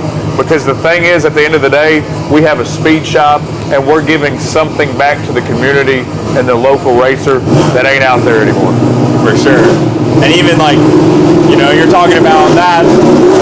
I laugh because like 316 Speed, a friend of mine, he was telling me, he's like, yeah, I just like dump trucks. Like I race on the side, but like dump trucks are really what I... Exactly. He's like, I just kept buying dump trucks. They keep making money. Yeah. Like stupid things like that people don't think about. That's like the a dump truck. And I see a lot of... This looks glamorous. Yeah. I see a lot of the speed shops, and this is no fault of their own, even good speed shops, ones that really know what they're doing and are great, but they tend to fail, or they shut the doors and stuff of that nature. And the reason is just like we just said, there's not a lot of money in it. And then everybody's nickel and diming you, and there's scammers and everything else that's going on right now. You know, and it's sad, and that's one of the major factors is, I just said, if I can break even, I'm happy, all right? But breaking even for somebody that's only their only bread and butter, they can't survive, you know? And being that I have a whole other business that provides, you know, my family money, me to go racing and everything else, breaking even is cool with the speed shop. And a lot of other people can't say that, you know? So it's a hard industry to be in, you know? Absolutely. Well, and for you racing, you know, having a speed shop and buying a bunch of parts and stuff from all these people, like, it connects you so heavily with these brands. I was starting to drizzle out there. Oh no, that's great. It connects you so heavily with these brands. So it's like you get not even just a foot in the door, but you get a real close relationship. And you know, not for nothing, who are they going to be more likely to sponsor? The guy that bought, you know, $50,000 worth of parts from them this year from Speed Shop, and then wants a sponsorship, or the guy that just wants the sponsorship and has kind of doesn't really have a relationship with them. You know, I'm not, you know, a lot of people, and don't get me wrong, I do have some sponsors that help me do this. Red Horse, Tick, King's Performance, Nitrous Outlet, all these guys help me do a lot of what I'm doing. But at the same time, I feel it's my responsibility to help them a lot. Yeah. You know what I mean? You know, from content creation and everything else, you know, it's a very quid pro quo business. You know what I mean? And I also feel it's my responsibility that when I'm doing this speed shop stuff and building what I'm trying to accomplish and everything, my loyalty and dedication is to their product. So, and that's one thing that they all know. Like, we've already got Nitrous Outlets, like shrine area, set up in the display area of the new shop.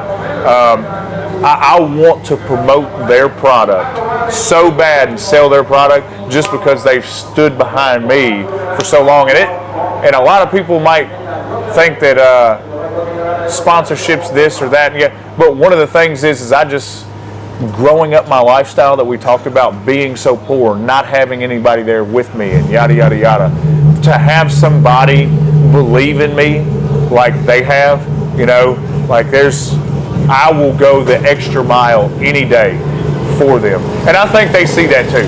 Yeah, and these aren't just like big mega corporations. Like, no, Nitrous Outlet, it's Dave. Like, it's, you know what I mean? It's like these aren't like they're people. Like they're like one or two, like maybe like a family owns it or something. These aren't just like big no name corporations. They're all very close and small and tight knit groups. They all talk too. Absolutely. And I was actually talking to Sean Madden about it, and he was like, "Oh, I've been so bad about making videos. Like, told myself I won't make one until I run 6s." And I point blank told him, I was like, "Don't think about making them for you. Think about making them for the people that support you. Exactly. The sponsors, the people that buy shirts, the people that watch the videos. Like, you're not making it for you necessarily. You're kind of making it, for the." I wouldn't say community, but like kind of the overall and everything else that's going, promoting their product. Yeah, because whether you run 6s or not, he just went. I think it might have been a personal best. Yeah, it went like a 7:13 something yesterday. Yeah, so even that's an accomplishment in itself. You know what I mean? So we need to make a video on that. Let's go. What got there? You know what I mean? Yeah, dude.